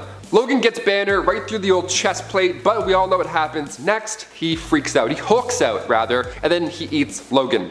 If you can't beat him, eat him, I guess. Now you'd think this would for sure be the end of it, but that's when Logan pops out from inside Banner. After what's gonna happen to Wolverine near the end of this list, it's nice to see him come out on top, or just come out of a body in general, that's fun. Number 5, Days of Future Past. In the Days of Future Past reality, Sentinels rule over North America. Here, many mutants are eliminated with only a few managing to survive, but still with many of them being kept in camps where they are worked until they die and are branded with an M tattoo on their face, so they will forever be recognized as a lowly mutant, unable to escape prosecution. Even many superheroes have been killed in this reality of Earth 811 because they attempted to protect mutants and put a stop on the Sentinels' reign, which also made them targets. One of the main reasons why the Sentinels are successful in taking over in this story is because of the deaths of Senator Robert Kelly, Professor Charles Xavier, and Moira McTaggart, who were all killed by the Brotherhood of Evil Mutants. Number 4, Green Arrow. Green Lantern, Green Arrow, issue 85. Let's talk about it. The first few pages, we see Oliver Queen walking at night trying to get home when all of a sudden some punks, some fools try and rob him. Now this is a day in the park for most of our superheroes. Now it's not like he was tired or maybe he didn't see it coming like Peter, he ate too much cake. He actually was in a bad mood. He had lady troubles, he was ready to fight. He was like, okay, I'm looking for this. You guys picked the wrong guy, let's go. He's like getting warmed up. He was feeling good. And then a guy pulled out a crossbow, because you know, all those thugs that carry crossbows through the city, and then Ollie gets shot right through the shoulder with an arrow. Irony at its finest. Number 3, Death Metal. During Death Metal, our heroes lost hardcore. That is before they won, but still, they lost at one point. They are lucky they were permitted to stick around, as that is the only way they were able to come back from such a dark place. Pun intended, because you know it's Dark Knights, Death Metal, get it? I'll just see myself out. During Death Metal, the trinity of Superman, Wonder Woman, and of course Batman ended up going against Batman Who Laughs and his cohort Persephone. In the end, the first time around anyways, they lost and the world became reshaped temporarily in a darker image. The trinity were split up, with Wonder Woman reluctantly agreeing to join Batman Who Laughs. She didn't really have much of a choice. That's how she actually got her Chainsaw of Truth though, which I love that Chainsaw of Truth, it's so cool. And that's also how in the end the trinity was able to survive until a point that they could each get free and then basically rejoin back up with one another. Ultimately, Wonder Woman would sacrifice herself to save the multiverse, banishing the dark multiverse and restarting everything, setting it right again after getting a glimpse into the potential future, which we would know as Future State. But before that happened, it seemed as though the core JLA members would be trapped and defeated forever. It was a pretty hopeless time for a little bit there. Number 2, Martian Manhunter. In Final Crisis 1, John Jones' Martian Manhunter gets trapped in a prison. See, he originally went there undercover as John Jones in his human form and would regularly report back to Batman. That's when the villains decided to break free and then he was left behind. It's not looking good at this point, because Human Flame had now given the villain Libra instructions to kill Martian Manhunter. So Libra went and he did so. He stabbed Martian Manhunter with a staff right in front of the entire staff, the entire secret society of supervillains, and then upon his death he returned back to his Martian form, and in his final moments he still managed to send that message back to the Justice League. Not even death will stop this guy's plans. The Justice League held his funeral on his home planet, Mars, with Superman giving the eulogy. His final moments were expanded on in the Final Crisis Requiem storyline, teaching us more about his homeworld and the inhabitants of it. You can find this in Justice League Volume 2 in issues 6 and 7. And finally, number 1, my personal favorite, Wolverine. I mentioned Wolverine getting something bad. This is it. Now we're going to talk about it. This next one comes from Punisher Volume 6, Issue 17, appropriately titled Aim Low, written by Garth Ennis. So we find Wolverine with his face, well, without a face. His face is gone at this point. He got his face blown off by the Punisher, and you'd think that would be pretty bad, but it of course gets so much worse. Frank Castle fixes his aim a little bit lower and then pulls the trigger, reassuring Logan that they'll grow back. Frank was trying to get Wolverine out of the way, and this put him down for a bit, definitely, but he's still not out for the count just yet. Never turn your back on the Knucklehead. Wolverine is literally crawling towards the Punisher now. He's like, shoot me, bomb me, cut me up, I don't care, I'm just gonna keep coming at you. Well, it's kind of hard to move when there's a steamroller on top of you, no? The fact that he did it slowly too, starting with the feet and then slowly moving it up to his head and then putting it in park when it was on his head, I can't even fathom what this would feel like. I can't pull a hangnail some days. Like a steamroller, what kind of Austin Powers way to go out is that?